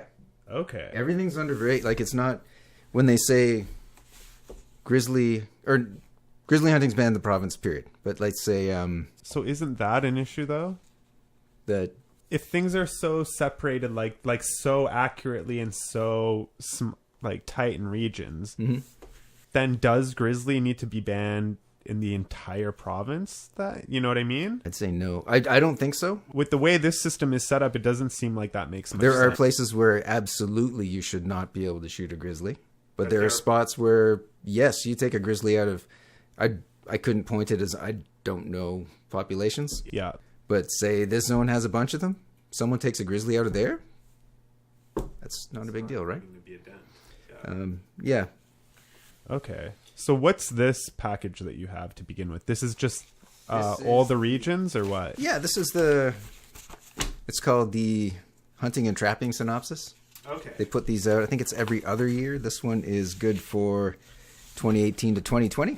So I assume this is something that is like all hunting information. It tells you it's got all the definitions of what constitutes, we were talking about 6-point elk. Yeah. This explains in detail what constitutes a point, that kind of thing. Like it's down to that kind of detail. Like so it's all the legalities, everything that you can think of, all the details. Like if you're bighorn sheep, you have to know if you're going to shoot a bighorn sheep and it's got to be, and if the region you're in, they say it's got to be full curl, then that's what that means, right?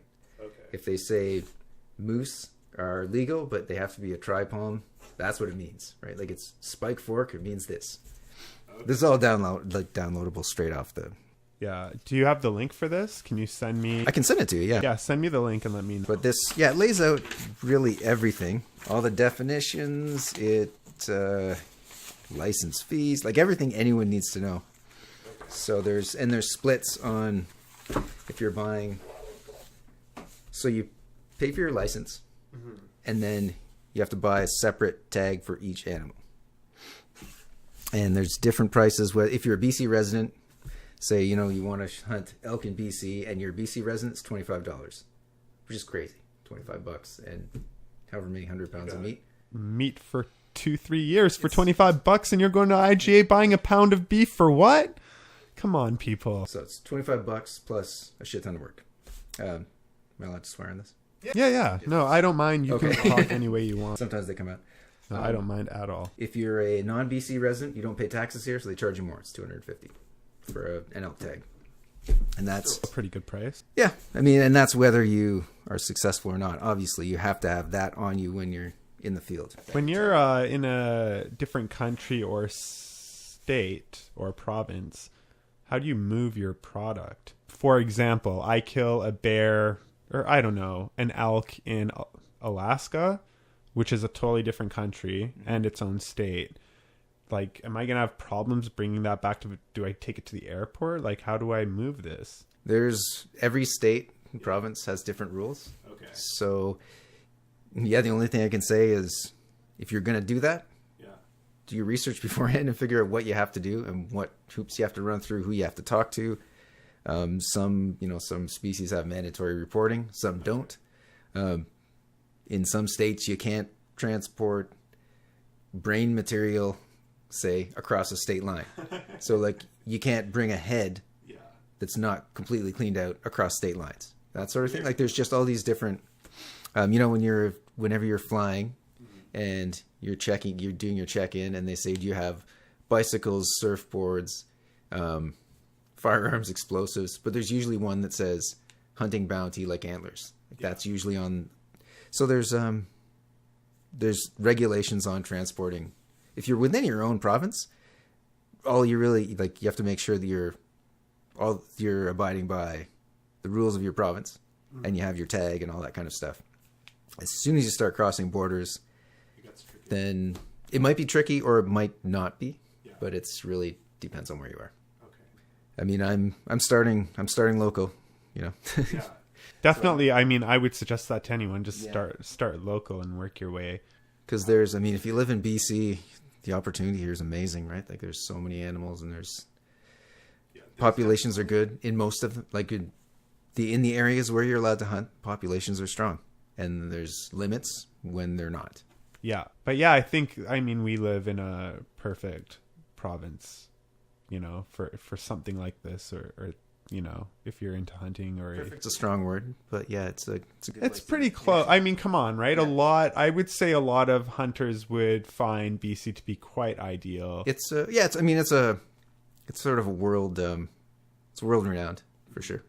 Yeah. One of the kind of interesting things when I started getting interested in hunting and listening to more media on it and watching was there's not a lot of areas where you hear a lot of Americans speak about Canada in terms of reverence, like these reverential tones don't come up, like they don't talk about Canada in that way, except hunting is one. Hockey used to be, it still kind of is, like there's things like that Canada's known for. But it's really interesting to get into a subculture where, Canada is sort of like an esteemed place. It's like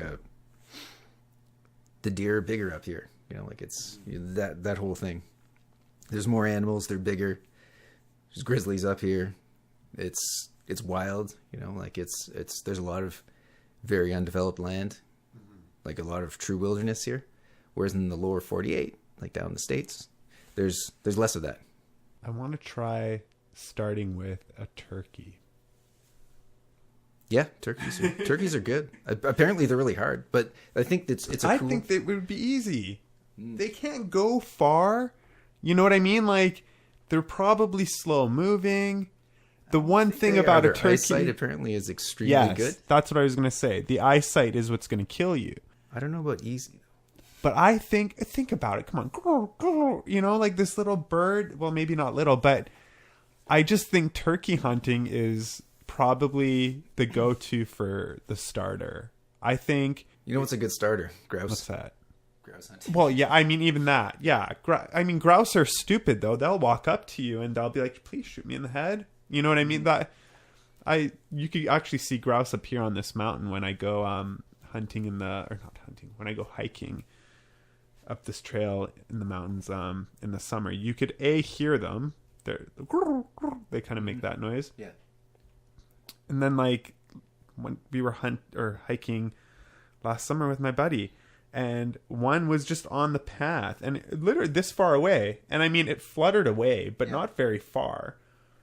We ended up talking to some guys at the top of the mountain, and I was telling them, I'm like, I think I saw a turkey. I didn't know what grouse were at the time. Mm-hmm. He's like, oh, that was probably a grouse. Yeah, they're like really stupid, and they'll come up to you. You probably could have picked them up and just knocked them out. Right? The country name for them is the fool hen. Yeah, there you go. But I would think that a turkey would be a good starting point, because I've heard a lot of people say the exact opposite. Really? I have, yeah. Well, I mean, I'm not a hunter, so I remember listening to, not that long ago, I was listening to a podcast. I forget which one it was.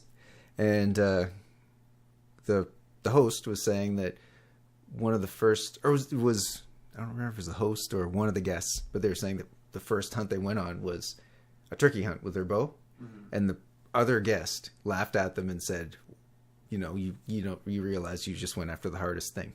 Oh, okay. This is archery. This is archery turkey. If you're shotgun turkeys, that's totally different. Yeah, but I mean, like the vital zone on a turkey is, I think it's pretty small, like the size of a softball. And apparently they're pretty challenging.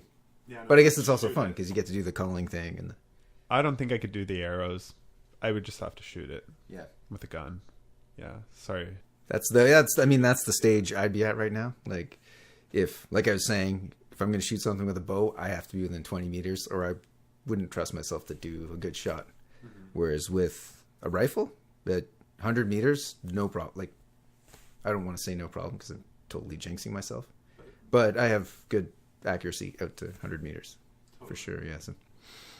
So overall, annually, what are annual costs that we're looking at for hunting? If you already own all your gear? No. Okay. Let's say you're starting out, you're getting a bunch of new gear, everything that you need. It's expensive to start. Yeah. But if you're getting into hunting, maybe you're the kind of person who's already gone on a backpack. Maybe you're already outdoorsy to begin with. Yeah. I was in that boat where I've done a lot of hiking, camping trips, snowboarding, snowshoeing. I had cold weather clothing, tents, sleeping bags, all that kind of stuff, right? Like everything I need to go pack a backpack and take off for a week. If that was the kind of hunt I was doing, I was ready for that. Mm-hmm. The one thing you're going to do is, for the most part, most people wear camo when they're hunting because it's going to help at least a little bit. Yeah. I mean, the effectiveness of it is debatable. Some people don't even care about it. But if it's going to give you any bit of an advantage, even if it's just like that much, I'll take it. What about smells? Sorry, this is like, but you know what I mean? Like, you don't want to go into the forest smelling like shampoo. Yeah. You don't want. You want to. So, like, do you not shower for a few days before? Like, what you don't want to smell that? Like shampoo, but you don't want to smell like a stinky human either. Yeah. So what do you? You do what you can, which is. Is there something you could wear that's like there is like wool or something that's more? People go merino and wool, especially merino. Like, it's freakish how good merino is that you can sweat in it all day. Yeah, and it doesn't smell. It's really weird. It's like some sort of sorcery, right? Yeah. Like, you put on a synthetic long underwear top. Go to Mountain Equipment Co-op, buy one of their like base layer. So things are awesome. They don't cost much. They're tough. They last forever. But you go on one hike, you get up in the morning, you pick that thing up, and it smells terrible, right? So merino, you can do that day after day after day, and for some reason, something about it's antibacterial. It doesn't smell. Same with merino socks, underwear, like the whole thing. So merino's good. And the other good thing about merino and wool is that it still insulates when it's wet. Like it'll stay warm when it's wet. Synthetics will as well, but they have that smell problem. So yeah, that's for battling smells. Wearing merino is a good one. If you're out in the backcountry, you might find a creek where you can do a wash. Yeah, smells are a big one, but you kind of do what you can, and then you're always like, you live by the wind, right? Like that's sort of you plan everything according to the wind. So in the morning, if you're on, again, just in the simplest description you can do, this happens. I mean, it rarely happens by the textbook, but if you're on a mountain like this, in the morning, the sun, like when the air is cold, it's coming down, right? So you don't want to be above animals when the cold air is falling, because your scent's going down to them. The sun comes up, it starts warming up the hillside, and then all of a sudden this air is getting warm, it's going up the hill. Okay. So now you don't want to be below them because the air is going up. And on this slope there might be like a drainage, creek beds where it's cold and the sun's not hitting. You might get some swirls on the edges. Maybe the air is still going downhill in the creek bed, it's going uphill where it's in the sun. So it gets ultimately like, it's more complex once you get on the ground. But those are kind of like the simplest rules are kind of like, when things are warming up, thermals go uphill. When they start to cool down, they go downhill. And you always have to be playing the wind. And then there might be a crosswind, right? So maybe there's a crosswind that's to some extent erasing the effect of the thermal. But so overall, let's say like if you were to put together like basic hunting kit, you know what I mean, with your clothes and stuff, what are we talking rough cost? Like, is it like 1,000 or is it a few thousand or like? You can spend as much as you want, right? Like you go online, start looking up the most popular, hottest hunting brands, and you can go there and spend thousands of dollars, no problem. But you don't have to, right? Like you can do a lot of stuff. Secondhand stores, Craigslist, online buy and sells, that kind of stuff. Like there are people who are serious gearheads. I know a few of them. They buy something, they try it out, they don't really like it, they sell it, and they just keep rotating through until they find the perfect thing. They're like, okay, right this season I want to find the perfect backpack, and they'll go through like 2 or 3, and you can spend a couple hundred on the low end, or you can spend 600, right, or more. And so some people are just constantly cycling through their gear, and they're just trying to find that perfect thing. Anyone can take advantage of that. You can benefit by buying a bunch of used stuff. And if you keep an eye out, you can find almost anything will come up used at some point. Yeah. It's not as easy as just going to the store and being like, that's all the stuff I need, I'm going to buy all that, So it's really, there's so many, hand-me-downs, thrift shops, used gear. So you can save a ton of money there. You need bow or rifle, like say rifle-wise, like you might spend, say for an inexpensive rifle, you can get one for like $600 brand new, or again, you can go used with those. A lot of people say, however much you spend on your rifle, spend the exact same amount on a scope. Some people say spend twice as much on a scope, because it's if you have a crap scope, then you're kind of defeating the purpose, right? And because, like we said earlier, a lot of the opportunities come up at sunup or when the sun's going down.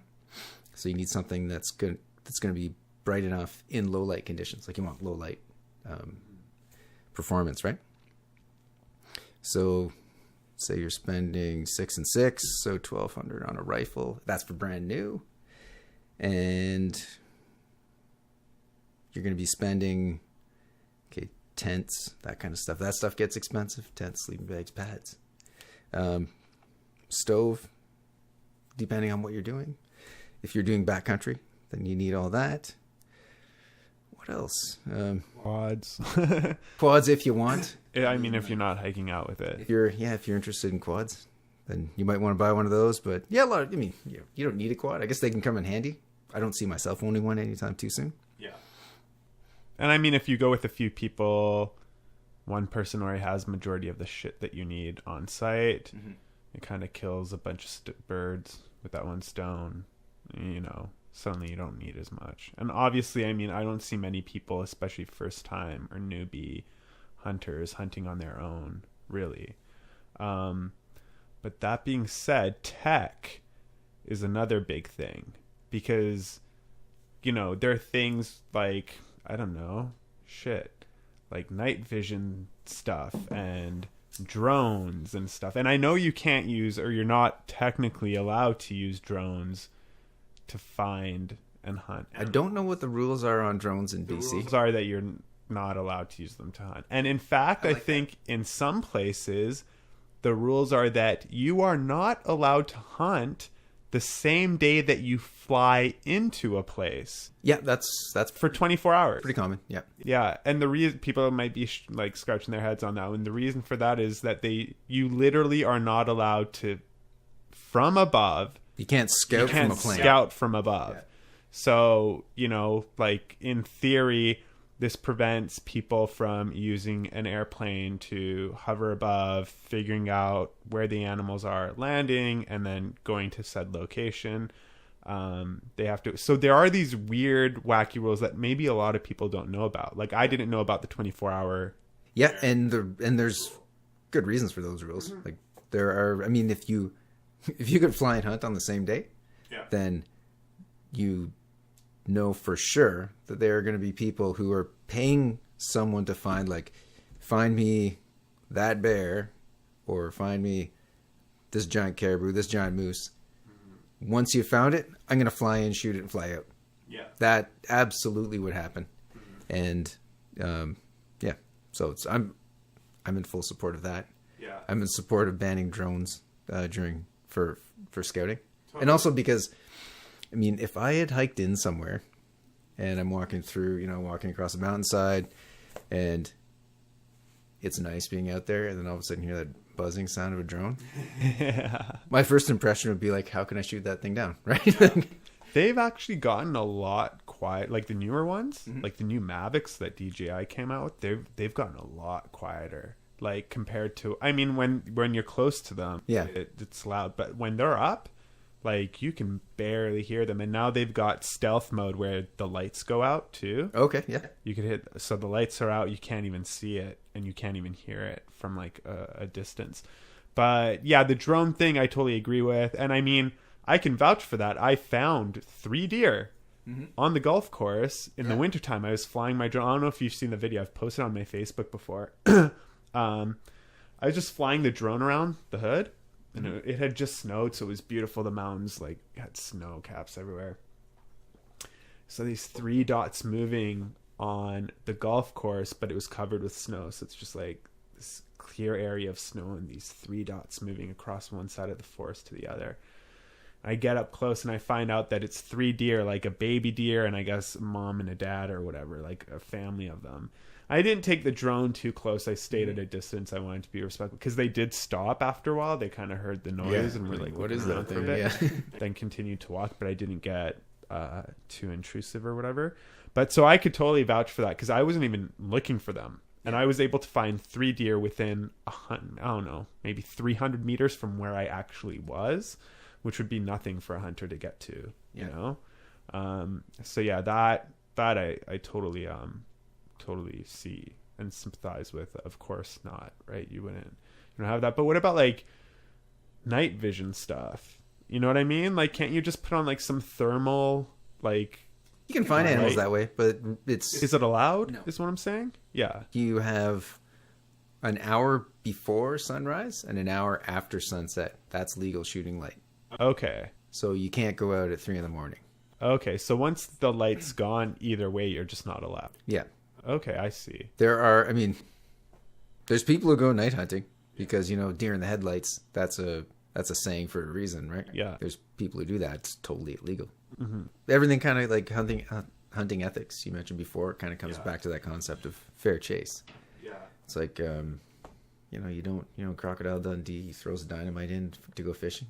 Yeah. Like, that's not fair chase. Yeah, 100%. Yeah. That's funny, though. What would be the number one reason why somebody who doesn't hunt should pick it up, in your opinion? Like, for me, it came down to, I want to be able to eat meat, but I want to be selective of the meat that I'm eating, and I don't want to buy it from the grocery store and support the whole meat industry. I rather go hunt my own game, but it comes with the consequence of now I have to learn how to hunt and take time and take years to master this, and then go out in the woods and do all this stuff. So it can get tricky, right? Yeah. Knowing the source of your meat, that's as good a reason as any. Mm-hmm. Really, like if you want to be eating meat, then I never think of, like, you know, you asked what's one reason why someone who doesn't hunt should go hunting. Mm-hmm. I don't necessarily think anyone should go. You know what I mean? Yeah. But if you eat meat, it's worthwhile to see it happen, right? Like, is just to be that connected with it. Yeah. It gives you, it kind of gives you an appreciation of what goes into it. If you're not a hunter, but like you're down with the whole method of not hunt, or not having the whole meat industry sort of like aspect of going to the shop and buying your meat that way, is there some sort of I don't know, service where you can get meat that has been hunted, like that, you know, it came from a hunt? You can't. Selling wild game's not legal. Damn, that sucks. Well, I thought that would be a great thing. It does, for, you know, if like I'd love to go buy like a wild elk steak from someone, that'd be great. Yeah. But the reason that animal populations were way down in the, I want to say, like, I don't know my years, but in the 20s, kind of like right around the time, around the Depression, I guess there was, and into the, you know, like through the, I don't know, mid part of the last century, 60s, 70s kind of thing. Like let's go back to like the 20s, right? Okay. Animal populations were doing really badly because you could sell animal meat, right? You could shoot things and sell them. And so it created a market. You know, they call it market hunting. Yeah. And that drove the populations down a lot because people were using it as their primary way of making money. And, you know, you hear the stories about the bison herds. You know, there used to be however many million, and then they almost disappeared. Yeah. And it was the market hunting that did it. Because they just shoot a stack of them, right? And so they chase them off cliffs too. What's that place? Buffalo. Head Smashed in Buffalo Jump. Weird name for a place, but yeah, Head Smashed in Buffalo Jump. Description of what it is. It's literally, for those of you who don't know, it's literally a cliff, and they would rush bison off that cliff. They would all run. Saskatchewan. Yeah, they would all run out, right? They would all just run off the cliff. They would. Well, there'd be such a huge herd that if you kind of get the herd panicked, then even the ones who were in front, they're like, "Oh, I got to run off a cliff." Yeah, they can't stop because there's however many hundred pushing from behind. You know, it's like people get trampled in giant crowds. Same sort of thing, but they're going off a cliff. Yeah. Yeah. Is it in Saskatchewan? I think it's something like that. Somewhere around the plains. Yeah. Yeah. So that's and things like that, like just gluttonous. Here's the thing, though. Back then, there was no limit laws. So my whole thing is, if you brought back hunting as a option, so you could go, like, let's say your local butcher has 3 pro hunters that bring game to that butcher, and you could buy a full elk, you know, from the butcher, but it came from a hunted source. So Jeff went to Alaska and hunted this elk, and here's where it came from, and it was hunted for you, and that person paid a premium for it. Jeff gets a portion of that money because he sold it to the butcher, and the butcher passes it forward. But, you know, you're limited on how many elk and deer and moose and whatever you can shoot, and you're paying, you know, your prices for your tags and stuff like that. 1920s, that I'm sure that wasn't the case. I'm sure they didn't have limitations. I'm sure they didn't have tags and, you know, like it wasn't as elaborate and as detailed as and fixed as it is now. Yeah. And when I said 20, I might be totally wrong, but yeah. But we're just throwing whenever that was. Yeah. So to me, it seems that they could definitely incorporate that into the hunting lifestyle or whatever, maybe, or even within the seasons. I would prefer to do that. So buy a cow, you split it with your friend or friends. You know where it came from, or you know the farm. Yeah, right. And you know, you could do the whole organic, you know, they free wild cow or whatever. Free run, free range, free range, whatever, all that jazz. Everything, yeah.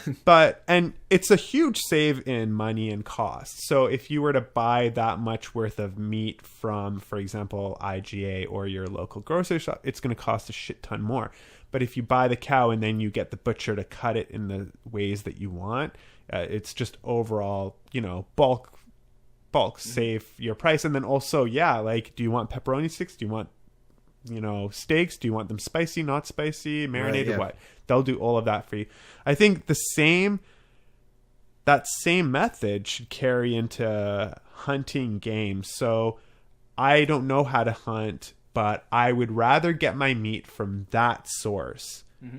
It sucks that I can't pay you to do that, even though you have a limit now and there are guidelines and all this stuff. So for me, one big advancement in the hunting scene would be to allow a system where I am allowed to buy meat from you who has hunted it, licensed, you know, within your right and all that jazz, and you have sold that to a butcher and he is licensed to buy that meat from you and he is licensed to sell that meat to me. It just makes, like, I don't see why that doesn't make sense. You've still got your limit. The butcher still got his shop and is doing the middleman part. And I'm not going to a person. I'm going to a licensed facility to get that meat. So why? Why not? Yeah, I don't know enough to have an opinion on that, actually. I'd kind of have to. But do you think that would be like, you could see that flying, or do you think that there's a part that I'm missing? Possibly, here? Like it's not, but we do it with cows. We do it with chickens. I'm sure, like we do, and other livestock. Yeah. So why wouldn't you do it with elk and deer? And people do raise elk and deer. It's just they're not the wild. Like you can go buy elk, they're just not the wild ones. Yeah, and then you have to have them processed there, right? Yeah. So yeah, I don't. I'd have to do some more research before I put in a opinion on that. Yeah, I'm really not sure. I wonder if there's any. I'll look it up and I will put it in the video. Like I edited all this stuff, so if I find a place that does have that, I'll post it. Yeah, what's that sheet that you have there? Oh, this was just some stats about wildlife funding and wildlife management in BC. That's actually another thing that I was going to ask you is a lot of our parks and recreation is paid for by people who do hunt, right? Yeah, a fair amount. It's different. It's a different model than in the States. So if you've listened to Renella talk about it, they have there's like a direct payment people make. Yeah. So I think it was in the 30s. It was like right around the Depression. There's one point where in the States, like their animal populations were bad. They were like, we're going to lose these animals. Mm-hmm. And the hunters actually asked Congress to put a tax on firearms, bullets, like hunting related stuff. I think it was just firearms and ammunition at the beginning. I'm not totally sure, but it was definitely firearms and ammunition. And I think it was something like 11%.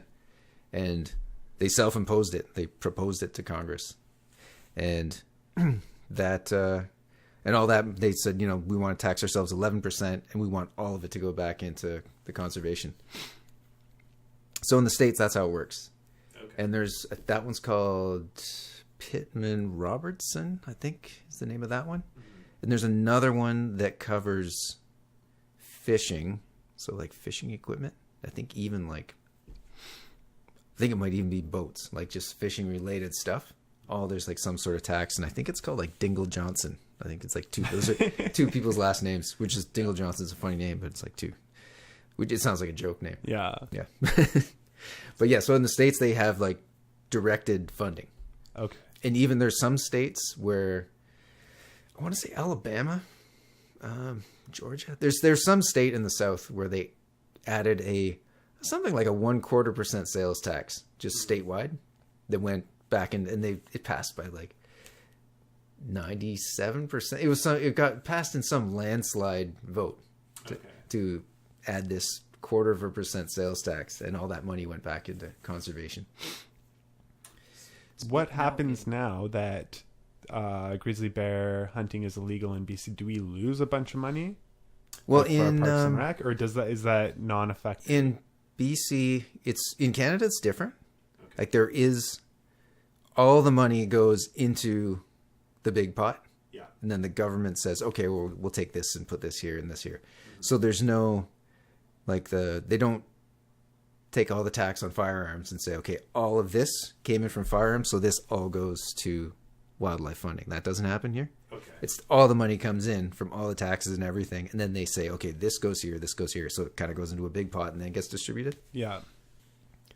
Yeah, and our funding's gone down, and I actually have a pretty good chart to compare British Columbia. But did funding go, while you open that, did funding go down because of the new law, or did funding just go down in general because federal? Oh no, it's a long-term trend.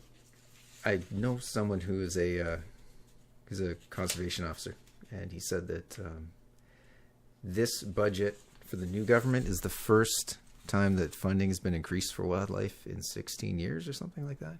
Jeez. Or just like in overall, there's been some up and downs, but I wonder if it was because it wasn't necessary. I was looking for that data, but I just couldn't find. This is the best one I could find. Yeah, and it's because the correlation with the parties, that's interesting. It is really, but I really wonder if it's just the wave based on how much funding is actually necessary at that given time. Yeah, no, it's a good question. Here we are kind of going, and it's graphed against responsibilities as well, which is general trend of up on responsibilities. Yeah. And again, there's this just down. Don't want to name names, but Gordon Campbell, right? There's this super sharp drop right here. There's another one there. I wonder what that's from. That's interesting. Yeah, I kind of wonder. Is there anything historically in that time that we're not considering that happened with hunting? I don't know, because or maybe just a drop in funding, and that's I know, right here, that's where we've got the market crash, when everything, tech crash and everything. Oh yeah, 2009. Yeah. So they had to cut. Makes sense there. This I don't know. I don't know exactly, but I think the Lower Mainland has. Is it 2/3 of the vote? The votes come from here, or half, or something? It's a huge. It's a huge, disproportionate amount. Of people per ratio down in the south of BC versus the north. And to put into perspective, though, for people who are listening who don't know much about BC, if you're not from Vancouver or Canada, to put into perspective, California, and this goes back to 1990. This has always been the case. California has more people in it than all of Canada. Still to this day, California, the state of California alone, has more people in it than all of Canada. And I think it's more than it's off by 3 million people, meaning there's more than 3 million people in California than there is in all of the entirety of Canada. So that just puts perspective into a relation of ratio of density, population, and people versus even the United States or just California in general, which is super dense and populated, right? And it has roughly 30 million? And I think California has 33. Yeah, and in the whole continental United States, the population is 300 million. It's 10 times. It's crazy. It's 10 times the population in a smaller area. Every time I tell people that stat, they're shocked. They're like, "No, what are you talking about? One state, California? There's no way." And then look it up. I'll post the Google. You know what? I'll post the Google shot right now. California, 33 million people. Canada, 30 million people, something like that. Yeah. We have some comparisons between BC, Alberta, and our American neighbors, Utah, Washington, Oregon, as far as area, population, and funding goes. Yeah. So if you look at a place like Oregon, their land size 255,000 square kilometers as compared to British Columbia, which is 945, right? So almost, not 4 times, but close. Yeah. Their population is 4 million, ours is 4.6 million. Mm-hmm. So we have not that many more people in a way bigger space. Yeah. Their budget, 179 million. Ours, 34. Yeah, something's with that. And this trend is, through the states. Washington State, 153 million budget. Idaho, 106. Utah, 85. Montana, 71. And then you get to Alberta, 36, which is half of the smallest.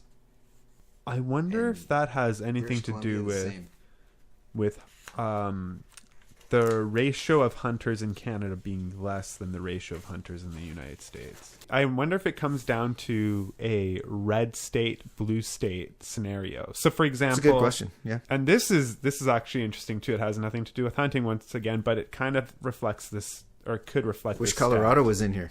Colorado would be up there. It'd be up there too, but Colorado is a pretty liberal state compared to Montana. Oh, of course. Yeah, that's why I'm saying. Like, you look at those states, right? You look at, what is it, Oregon or Montana? Oregon has 701 per kilometer square. Yeah.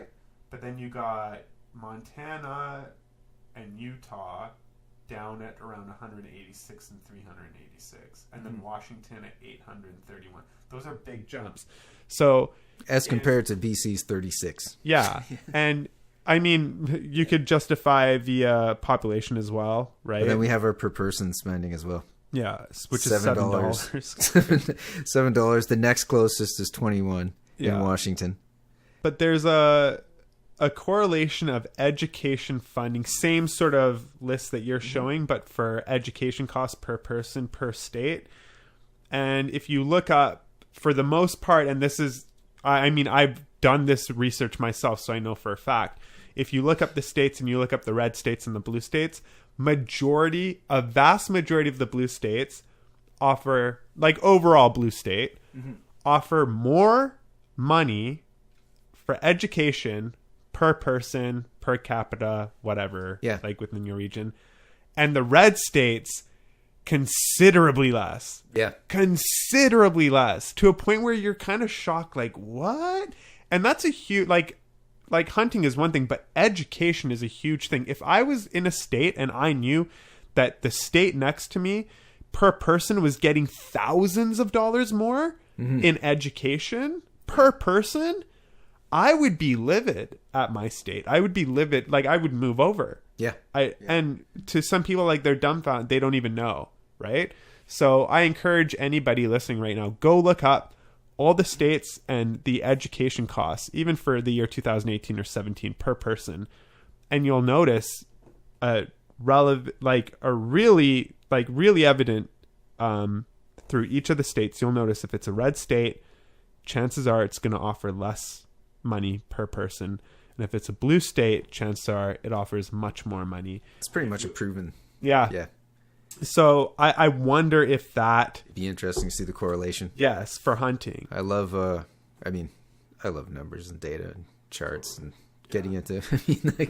you start putting things into Excel and say, okay, I want to look at a graph of that. And then you start looking at things like, okay, what if I move this number? And what if we add in statistics on the... Like, I get lost in that stuff. Okay, so what's your dream hunt? Backcountry hunt, where I'm hiking in off the road, far from the road. Is there an actual location where you're like, I really want to go here and I really want to hunt? I don't have any one spot that... I mean, I put in for the Squamish Valley elk tag for the last few years. Like, that's a lottery system. I mean, I like being in the rainforest. Yeah. And one of the neat things about the coastal rainforest elk is that they they were hunted down badly, like early century, whenever that was. Mm-hmm. And they've been reintroduced in several places. Squamish Valley is one. There's a Northern Pit Lake, Stave Lake, I think. There's a few spots around the lower mainland where herds have been reintroduced. And it's just kind of starting to get to the point where they'll give out a few tags a year. Okay. Like, the population's to the point where, like, yeah, someone can take a bull out of there and they'll be fine. And yeah, so it'd just be kind of neat to be able to do it so close to home. And it's kind of a rare opportunity where there's a species in our area and we can watch it improve right now. Yeah. Rather than go the opposite direction. You know, it's kind of neat. Like, you can watch opportunities go up for coastal elk. They're called the Roosevelt elk, the ones that live on Vancouver Island and in the coastal area. Yeah. The ones you'd find in Creston are called Rocky Mountain elk.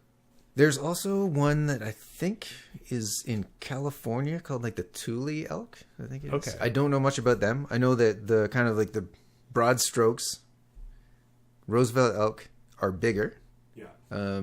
Smaller antlers don't bugle as much, apparently. Mm-hmm. Rocky Mountain elk, slightly smaller, bigger antlers, make more noise. Like, they bugle more. Yeah. There's obviously exceptions to all that, but those are kind of like, if you ask anyone and say, like, give me the really quick and dirty description of the two, that's what you get. And yeah, the rainforest is just a cool setting to be in. Yeah. I like it. Nice. Any trips planned already coming up? Well, I have a friend who goes out to the island in the spring to hunt for black bears, considering doing that. I've had bear and I liked it, so I may do that. It wasn't anything. Hunting bears was not on my radar until relatively recently. Yeah. So maybe that's up in the air. Definitely like the hunting season starts September.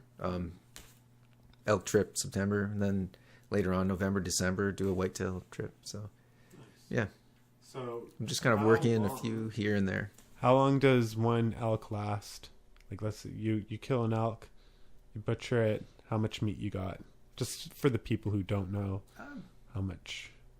I mean, if it's a full, like a bull, bull elk, ideal average size. I think it might be something like 300 pounds. Okay. Might end up with it. Maybe it's more. Like, I could be totally off, actually. Yeah. So let's meet for like a year, if not more. Yeah, it's lots, and you're going to be sharing it with people too. Definitely. Probably. I mean, if it was me, I would be. Of course. The mule deer that my friend shot in September, that we got about 50 pounds off that. Okay. And we just basically split that down the middle. So I came home with 25 pounds of meat. Nice. That's awesome. Yeah, we did. I mean, we did the processing in the field, took all the quarters off. Mm-hmm. And then when we got home, a couple of days later, met back at his place, and we spent, I think we were in his kitchen for about 5 hours with knives, butchering it into all the different cuts. Yeah.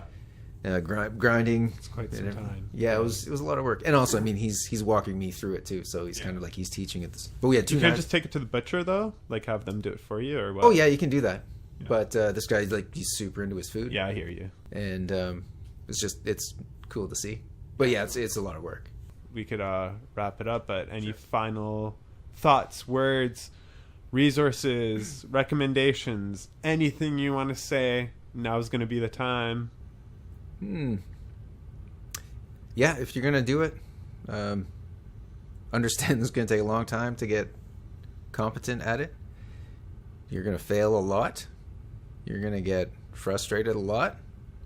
But being out there is really cool. Like, it's just spend a day sitting in the forest watching life go by is just a cool thing. It's got to be about more than, if you're going out there just saying all I want is a giant set of antlers, that's just a recipe for probably quitting before too long. Yeah. For most people anyway. Yeah, go out and do it by the book if you're going to. Don't there's no shortcuts. Yeah, I am not about trophy hunting at all, but I am about using... Depends on how you define trophy, though. Yeah. I mean, like, I'm not... as you said, I'm that not term's about... been really co-opted. Like, I have a big... Here's my issue. I'm not about you gonna go kill an animal to put that moose head on your thing and be like, look how big this like these antlers are and shit like that. If you kill a moose because you're gonna eat it and you're gonna use everything, and you happen to have, you know, these big antlers now, and you choose to put those up, but the bulk of the reason why you killed that animal was for eating purposes and for the hunt, something that then should I be, could appreciate that. There's like one piece that a lot of people gloss over when they're doing kind of anti-hunting messaging, and that is that it's illegal. Like, you're not allowed to leave meat in the field, right? And nobody does that, right? Like nobody. There are people who do that. They're called poachers, right? Yeah. It's different. Like, hunting and poaching are different. It's like calling someone who's shopping and shoplifting. They're not the same thing, right? Yeah. Like, you go into the store, you come out with stuff. One person paid for it, one person didn't. Those are not the same activity, right? Yeah. Someone who goes in and they shoot something, they come out with a bunch of meat and they fill their freezer. Someone who goes in and shoots something, cuts the head off, and leaves. They both went into the forest and came out with something, but it was completely different activity. I mean, regulations are in place for a reason. You know, we almost lost a lot of wildlife, and follow what the biologists are saying. And I think true hunters appreciate the regulations and the laws anyway. Like, I've never ran or heard of a hunter speak ill will towards the fact that there are laws and regulations. If anything, they're all like, yeah, good. Yeah, I like that law. I mean, even drones. Drones haven't been around for that long. And it wasn't even, I don't think, a year that prosumer drones were out that they came up with the drone law. It didn't take that, just the drone law alone. Like, you figure for Canada or for around the world, just any law to come through, it would take years. The drone law probably passed within, I don't even think it probably took 2 years of drones being released. You know what I mean? It just fell in the same boat as the airplane law, right? The regulation there. Now, can you use a drone 24 hours before you kill an animal? Maybe. I don't know. I've never even looked into it. Yeah, but I mean, I'm glad that they go out of their way to make those kinds of choices rapidly and quickly, and they don't just sit on them. Before we sign off, I'm going to say that if you do get a chance and you do want to find out more about hunting, do definitely check out Meat Eater. I think there's some seasons of it on Netflix. But I'm sure you can find it however you see fit on the internet or whatever. Fresh Tracks. It's worth checking out. I think they're on probably some episodes on YouTube. They might be on Amazon. Yeah. The other thing that you should watch is Jim Shockey's Uncharted. He has 2 different shows. Uncharted is the one that I fell in love with. Be prepared. There is graphic content. Obviously, animals do get killed on most of these shows. But, I mean, it's just filmed spectacularly and done really well. So check those out. Lastly, I am going to remind you to please be sure to subscribe for your chance to win a 10-tree hat. And added to the mix, Launch Party, which I mentioned earlier, comic book produced by David Daneman, who is guest from episode 5 of the podcast. All you have to do is hit subscribe and you'll be entered in to win those 2. But if you're also a subscriber and you comment the Daneman, you're going to be entered in to win separately these 2 comic books, and they're signed by David himself. Boo! So be sure to do that. So all you have to do is comment down below to be entered in for this one. And as a subscriber, you'll be entered in for our Launch Party and 10-tree hat. And we're almost there. I think we're at like 180 subscribers. So almost there. And we'll be doing that giveaway hopefully soon. Thank you all for watching and listening the No Fun City podcast. That's it. Peace.